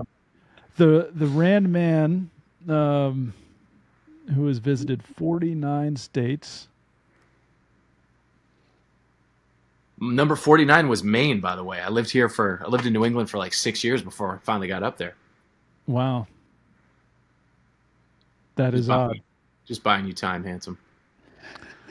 Randy, for the rest of time, you will be in Mississippi. Okay. All right. You can go 6 for 6 on southeastern states. Okay. So it's one each. All right. So Reed, you honestly, I feel like a big urban environment is something you want to stay away from. So, correct. But there aren't states that are just the city. Like, part of me maybe wants to say like Illinois, but you could probably have fun down in like Champaign or Moline or something like that down there. So you know what? I'll say Macon. You get Florida. Yeah. For the aversion to the sun, and Reed. Yeah. I guess that. Yeah, Reed. I'll say Illinois. Yeah, nice. Yeah, that's a good one. Illinois and Kentucky, probably not my favorites, but they're there. Okay. Randy, you get Kansas. I had a good time. Okay, all right. You had a good time wearing Kansas. I went to an Oak State, Kansas, like KU basketball game. Okay, yeah, that's fair. That can be fun. Oh, spent a lot of time in Lawton, Oklahoma, too. Drove up there from Lawton, as a matter of fact. I'm not even touching anything. I just know that about Randy. Matt Berry worked there too. Yep. SportsCenter anchor and college football voice, Matt Berry. And Macon, you get Arkansas. Okay. All right. Okay. Woo Pig? Woo Pig. There was a New Year's Eve spent in New Orleans where we met a group from, what the hell? Fort Smith, Arkansas. They were lovely. Yeah. Is that where Walmart is? No, Fort Smith? Yes. Come on. Oh, is it in Fort Smith? I don't know that it's in Fort Smith. Shout out to the Walton family, the greatest NFL owners out there. Right. All right, Randy. I guess sorry that you listened to the whole Aura conversation, though it did wonders for engagement. People are very passionate about their quarterbacks. SportsCenter anchor with the most Aura ever. Stuart Scott. Okay. Yeah. Easy. He's got to be on the Mount Rushmore of that conversation, I guess. And a guy he did a lot of shows with, SVP, is on that list as well. Okay, hold on. Yeah. Aura. Yeah. Craig Kilborn? Oh, yeah. Big Aura guy. Yes. I think so much of Aura is based on a casual take it or leave it attitude. And everything I've heard about Kilborn was he loved the job, but it was temporary because he knew he was going to be David Letterman someday. Like he just knew it in his bones. Yeah. Our dear friend Kenny Mayne. I was going to say up there for sure. Up there. Yeah. We got one more spot. Is Berman, like Berman was Boomer was a SportsCenter anchor. Yeah. But I think you need an air of mystery maybe to have Aura. And I don't know that I think Boomer was that's what made him so great. What you see is what you get, you know? Yeah. I was this close to saying I'm a DP guy, but I am a DP guy. Okay. I said it. Charlie Steiner. Best This Is SportsCenter commercials. We're letting the DP part go? We're just I was expecting uproarious laughter. It would have been if Chris were here. Okay. Maybe that's why you're so squirmy in your seat. No, here's what I think. No. Dan Patrick. I don't know, man. We've had some great. Greg Gumbel was a SportsCenter anchor. Like, you got to go way back. But, like, the ones that I like, Rich Eisen. Rich Eisen, I think, just connects so well and identifies so closely with football. I don't know if that gets in the way of the Aura conversation. But when you texted me Aura, I was like, that's Stuart. That's Stuart Scott. Yeah. You are aware, correct, that you as a SportsCenter anchor, you have negative Aura. Are you aware of this? I'm going to push back on that slightly. I don't take Aura off of the table. I think I just allow others. I'm a bit of a point guard. Like I just allow others to find their Aura around me. I help. I'm a builder, Okay. Like this is what I thought about for the graduation speech. Just as a callback. Fountains and drains. You know what I mean? Surround yourself with fountains. People who fill you up, not people who drain you. And that's a plus Aura in my mind. The fact that you're building people up, that's plus Aura. Thank you. All the comments under the interview from 2 years ago was like Spider-Man meme, like why is Macon interviewing Macon? And Chris is quick to say that I have negative Aura, that I wouldn't know or if it slapped me in the face. So, there's some synergies here. Can I faces and such. Our height? I mean, you're a legit 6'4"? Yeah, that's right. Same. I've got you in the weight department though. We have a Wegmans. You guys have a Wegmans down there? We do. Yeah. We do now. That bakery is danger. The frosted sugar cookies, you throw those in the fridge for a few hours. Come on. Why are you eating crap? I can't. And at least I live a very sedentary lifestyle because I commute 2 hours to work, to and from. Yeah. So, we do a lot lot of not very large. Anxiety, just stress and anxiety. That's a big balance. No, but I also think I would like to please put a plea out there. I missed out on a Killy opportunity that I think came about because of our last interview a couple of years ago. Couldn't get the kids covered because I didn't realize that I thought it was a weekend. I thought you go over there, you climb for a weekend, and you come back. long weekend, holiday weekend. You're there. President's Day weekend. You're there in February, and it's over. It's like 12 days. It's 2 weeks. Yep. So to cover the kids is a little tough, and I would appreciate another swing in the cage if the good folks at your hat could see it. Let's work on that. Let's do a little 10-day trek, 2 weeks total with travel. Let's do that together 1 year in the future. Come on. Likely several years. Yeah. In the future. Kids get a little older. You got a 1-year-old at home. Let's talk about it. I do. It's crazy. Okay, Randy. Randy Scott of ESPN SportsCenter. Thank you for joining the show. As always, recurring guest. Hey, watch us on SC Plus, all right? Disney Plus. Get those numbers up. Thanks, guys.